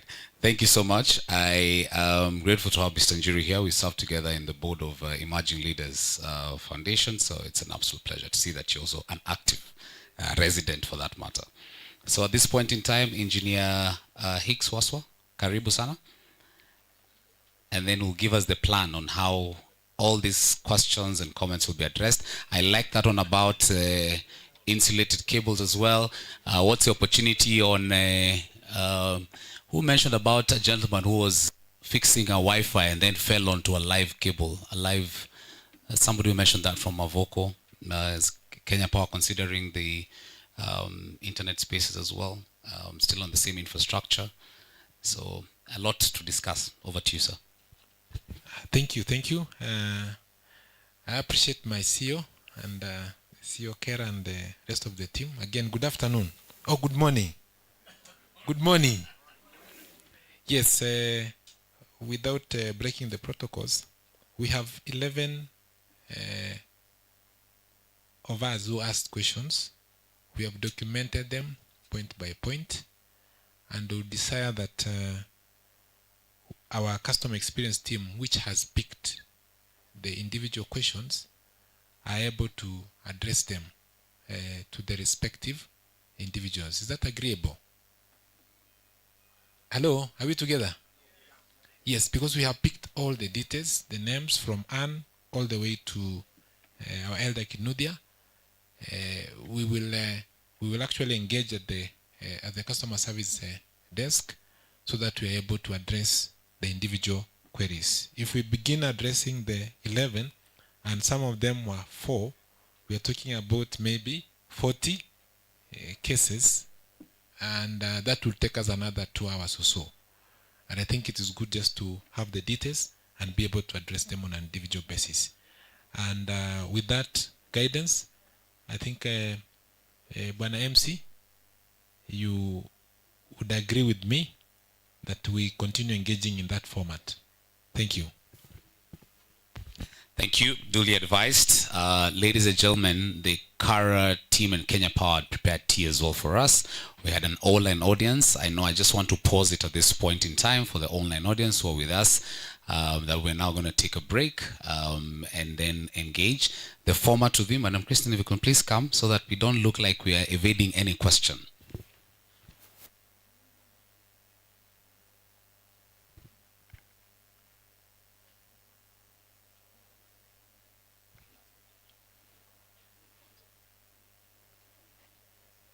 Okay, so Christian, please come. With your permission, as we are breaking for tea, we're going to have the customer experience. This is the desk, especially where the MD sat here. We're going to have the customer experience desk here, where we'll have your team come over, and then we'll all serve tea. So as you come in, we can, so that we don't queue here, we'll have an external, we have like a balcony over here, so we can enjoy our tea. But we'll still be around to respond and at least get a ticket onto it. Maybe you can comment on something I've missed here. Good morning. Thank you very much. I think we, as MD has said, we really like this kind of discussions. And I wanted to just build on a small thing that he mentioned about star 977 and the it's called what? My Power app. This was an invention of customer experience. Why? Because we want to make you have the power to manage your account. Okay. Sorry, just a quick note. Let me have team now that you're here. Please join the picture. Engineer Waswa, please come and join the picture as well. Kinuthia Mwangwe, please come right to the front as well. Ken Jiru, please welcome to the front. The representative, I mean the gentleman who asked the questions as well. Yes, I think we can have a quick photo up there. Just in view of time and so that we can excuse the MD maybe in that mode. So please at least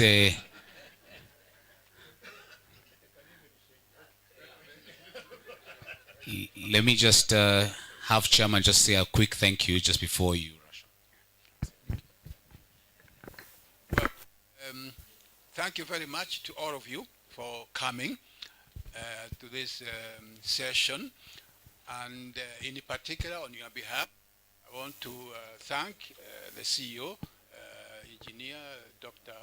Sigo, for having time to come here. This is very rare, you know, in Kenya. And for your team, they have been here for a long time, done a good job, very good job for us, as you can see from the questions raised. And I can assure you that this relationship is anchored on many years of working together with Kenya Power, and I hope we will continue. From the limited questions we had today, it means that Kenya Power is doing a good job. Let us support Kenya Power so that they can continue to help us and help our industry, help our country grow. So thank you very much, Dr. Ari, and all the best to you, and you'll be seeing a lot of you. Thank you. All right, I'll leave you to the photo op as well. Christine, please.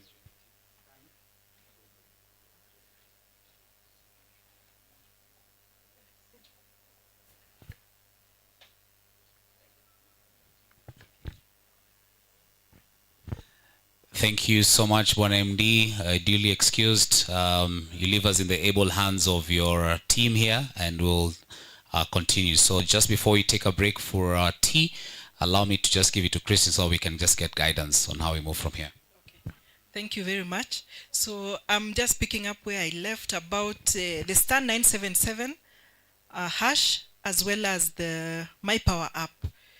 These were invented to put the power in your hands, really. Because we've talked about calling the contact center and you cannot get through.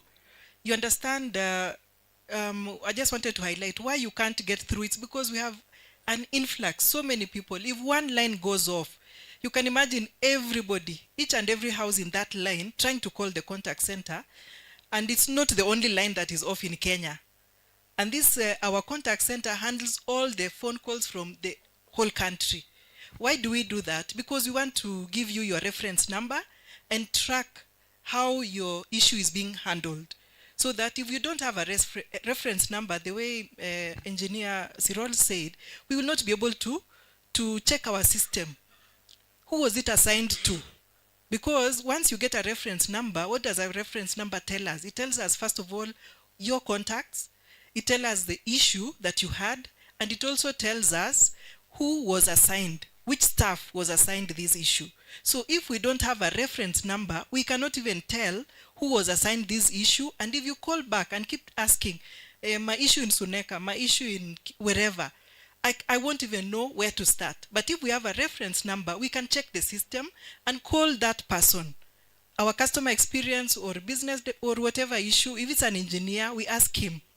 And we are able to give you a response and tell you, engineer says, maybe he has organized tomorrow, or he's getting a meter, or maybe the transformer is being repaired and it will be ready in 2-3 days. We'll have an answer for you. So if we don't get a reference number, we will not be able to have an answer for you. So one of the easiest ways to get a reference number without jamming the contact center is to just dial *977 hash. And there is option number 3, number 4 is report an incident. In the first menu, report an incident. You give us your meter number. Why do we always ask for the account number or meter number? It is because it tells us exactly where you are.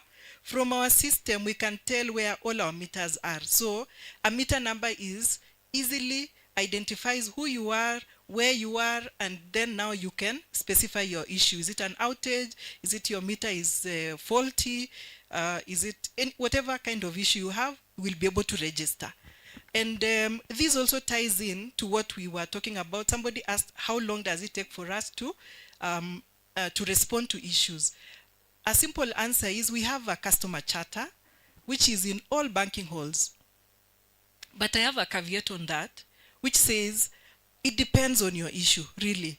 Because some issues require more resources, require us getting an engineer, a technical person to visit your site, review what the problem is, and then get back to the office, get maybe, if it is something to be repaired, go to the stores, issue whatever materials he needs, come back, get another team to come back and do the repairs. So really, depending on the issues, we will vary, but we have our charter which says within 7 days.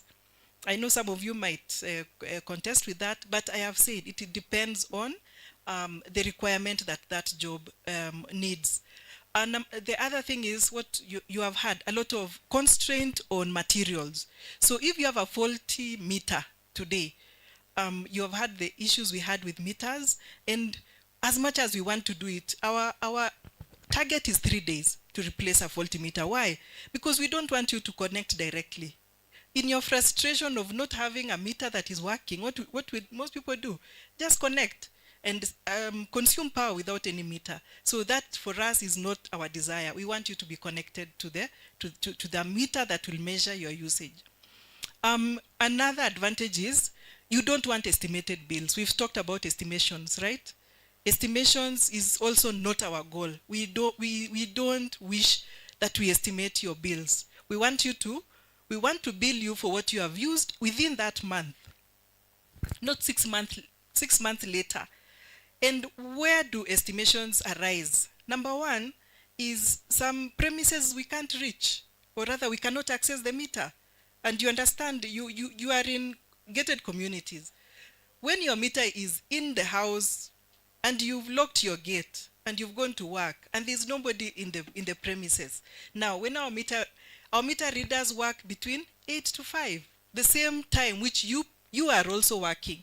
So when they try to come and read, there's nobody even to open that gate.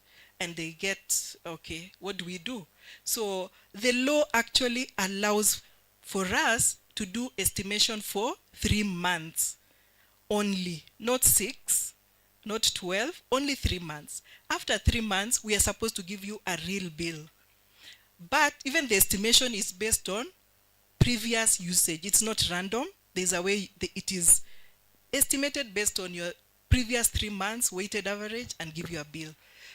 Now, we want to do away with estimations. How? You can help us by using star 977 and do your own self-reading.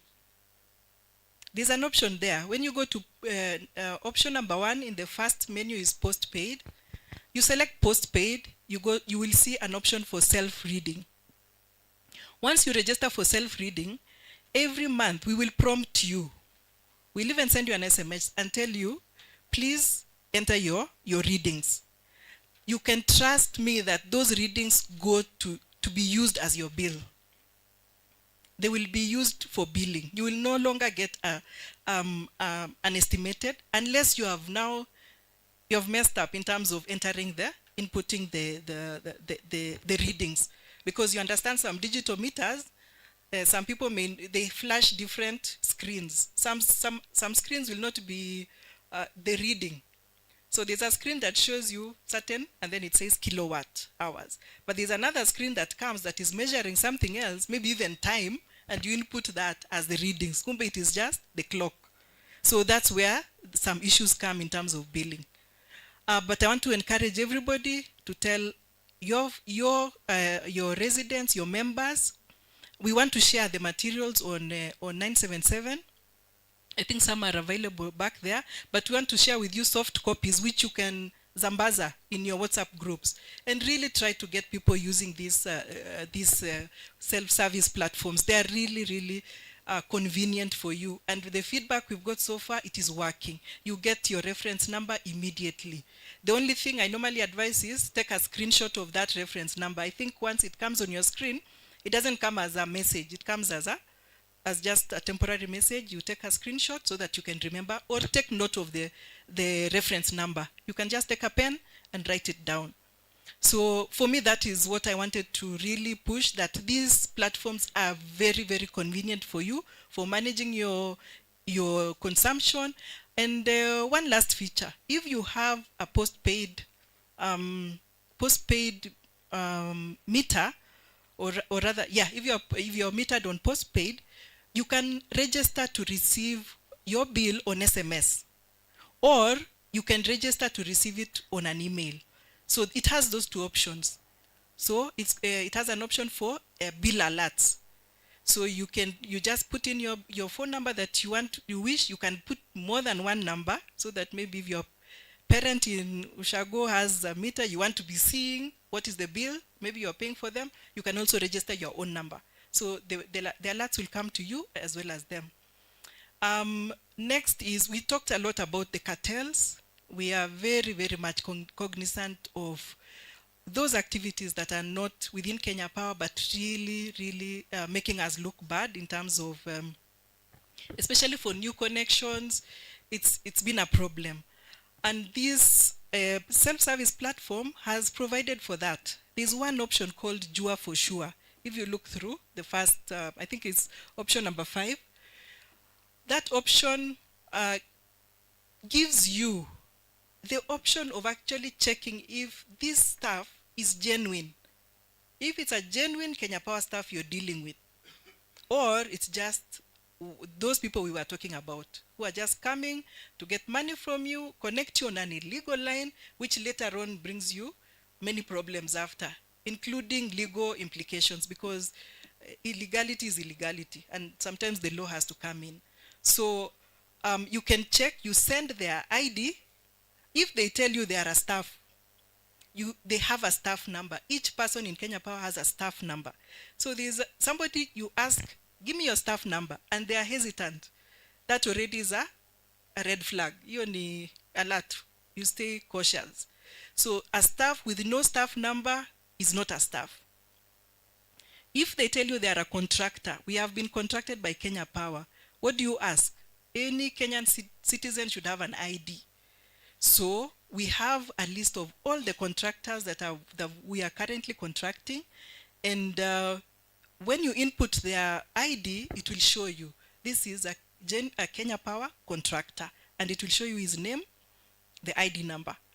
So some of these issues will actually go away if we do our part in terms of just confirming, who am I dealing with? Is it a genuine Kenya Power staff, or is it just a con man who is there for your money, and you know in the end you'll be the one in trouble? So I think I thought those were very important things to know, because the service is there for you. So kindly make use of it and spread the word. We'll send you materials. You also share with all your people, so that we can start making our lives a bit easier. So thank you very much. We will be available. I think, as the moderator said, we'll be available here. All the tables here will take up. We'll be here up to the last person. The last person will be here.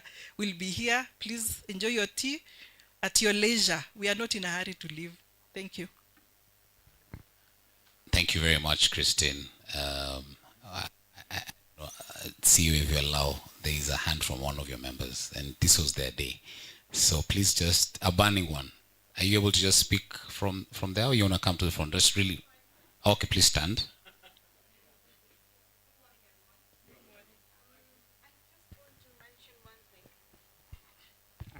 Good morning again. I just want to mention a matter of concern that on the app *977#, we don't have the facility to mention corruption, criminology, direct power, and all that, and we can't do that on that app. We want to whistleblow. How do we do that? Because I've had 2 to 3 cases like this, and I had to personally come to Electricity House to actually do this. And I'm doing it very confidently, because I know it was daylight robbery of Kenya Power. Could you please tell us if there's an app or a portal where we can whistleblow? Okay. Your name, please? Yeah. Sorry, my name is Ranjana, and I'm from South Sea Residents Association. Thank you. Do we have Safaricom lines with us? Let's just demonstrate. We can dial *977#. Our first menu has 6 options. Prepaid services, and we put that in token, because hiyo ni lugha we understand. Postpaid shows bill, because we know if you're on postpaid, you get a bill. New connections, report incidences. Jua for sure, and the last one, number 6, is bill complaints. Let's go to number 4, report incidences. Are we there? It has 4 options. One is power outage. Number 2, safety incidents. This is all what you are talking about, hanging lines. We're talking about things falling on the lines. So that is safety. Things that are emergency, that needs quick response. Number 3 is staff misconduct. I think that is quite clear. That's number 3. Any staff, we complained here about staff who are doing things that are not proper. You can report here without coming to Kenya Power, without identifying yourself. You can report, you can whistleblow with this staff misconduct. We can also report illegal connections. That is number 4. And Mzee wa Kijiji there, you have a place to report also. This is the convenience of it. We don't want you spending time taking matatus or driving down to Kenya Power. You can be sure these reports are received, they are compiled, they go, if it's to security will get that report. If it is to HR will get that report. So I want to assure you that this app is really something. It's power in your hands. You really can do anything you want with it. Have I answered? Will that help? Okay, this is good. I understand that. But my concern is, once I do a report here, my number is logged. I become the person who has reported. Yeah, see, in KRA, we have iWhistleblower portal. But they don't record your name or anything. It remains anonymous. I don't mind saying my name because I know I'm true, it's right. But sometimes people will feel victimized. Understood, and the point is taken. We need anonymity, yeah, or a channel that is anonymous. That is a good point. Thank you. Thank you, Christine. Conversation continues. A round of applause to you all for being very patient and being with us until this time. Thank you. The direction I've been guided is to have Bwana Chairman, if you could just please stand, to formally close the meeting and invite your members to tea and coffee.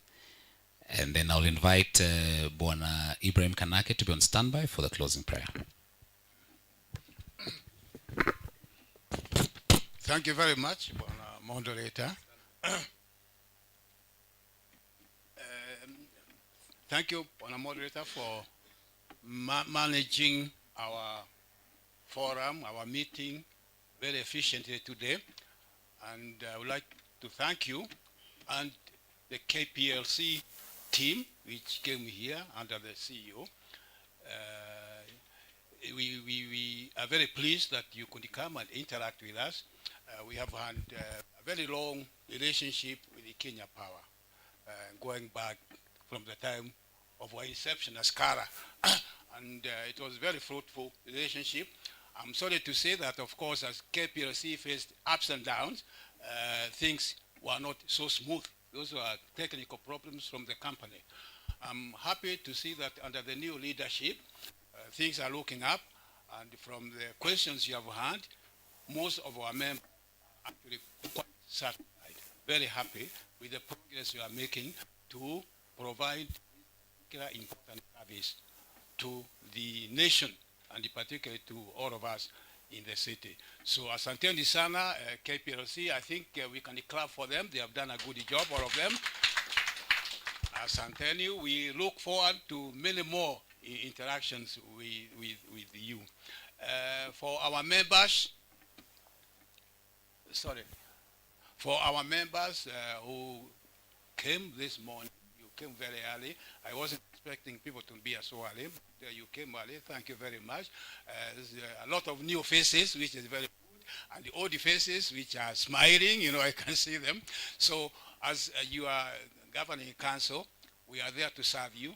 And this is an indication of where we want to go. We want to interact with all people who provide the service to the membership from whatever angle, and we want to make it easier for you to receive that service. And we will be working to that end. We have been doing that. Of course, with COVID and the other challenges, there was a time everything went downhill. Things are looking up now, and we can all appreciate the positive developments which are happening. I want to assure you that as we move forward, our secretariat will be arranging many more fora with the other service providers so that we can get informed about our country, about what's happening.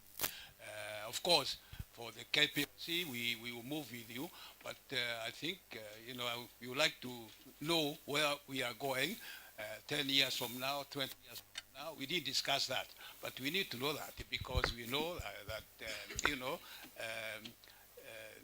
the dams, the rivers are drying up. You can see Mount Kenya. I come from Mount Kenya. You see the snow is melting. So we know, of course, that the power, from water and whatever will be disrupted. So maybe you would have liked to hear, what the alternatives you have, when we get there, because we know it wasn't. But we have another session to hear that. We want to continue with this partnership, and we are very positive about it. I want to thank my colleagues who came to support the endeavor. They are here. Mr. Kanake is here. He's our treasurer in Kara. Others actually gone to do other business. But all of you, thanks again.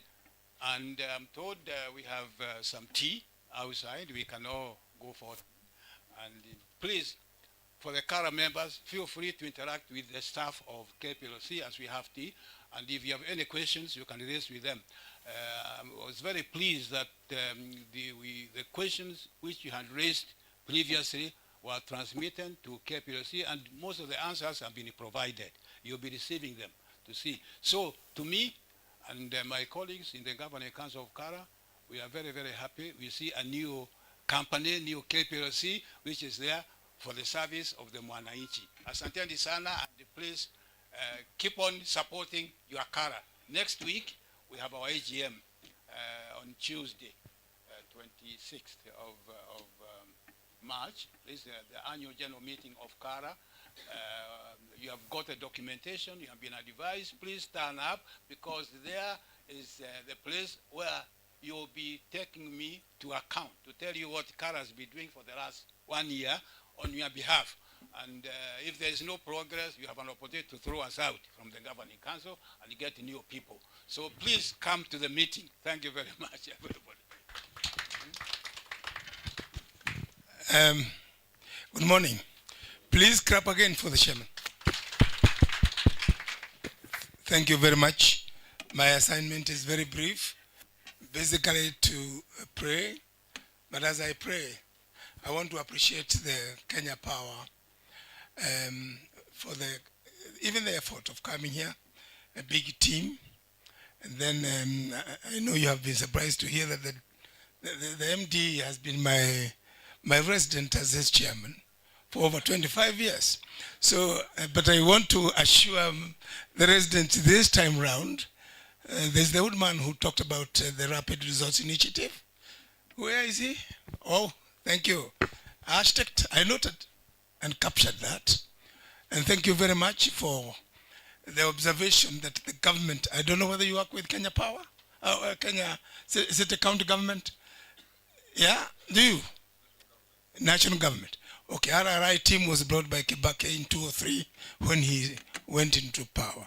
I want to appreciate that I know your leader is a transformational leader, and your leader is an RRI leader, Rapid Results Initiative, a great philosophy for development. Thank you. Let us pray. I thank you, Lord, for the day. We want to appreciate the Kenya Power people for coming here seriously with a lot of concern about our very many challenges on service delivery. The Rapid Results Initiative, a program introduced in Kenya over 22 years ago, has been a major uptick in terms of creating a new service delivery perspective. We want to thank you for the leaders, those that are there, those who have been there, and the future of this country is in their hands.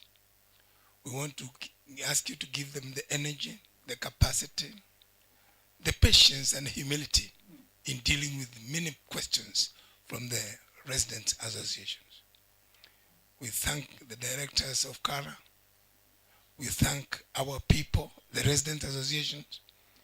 We know there is a lot of effort to make things better in this city and the whole country, so that we have a better country to live in, and the future is there for us.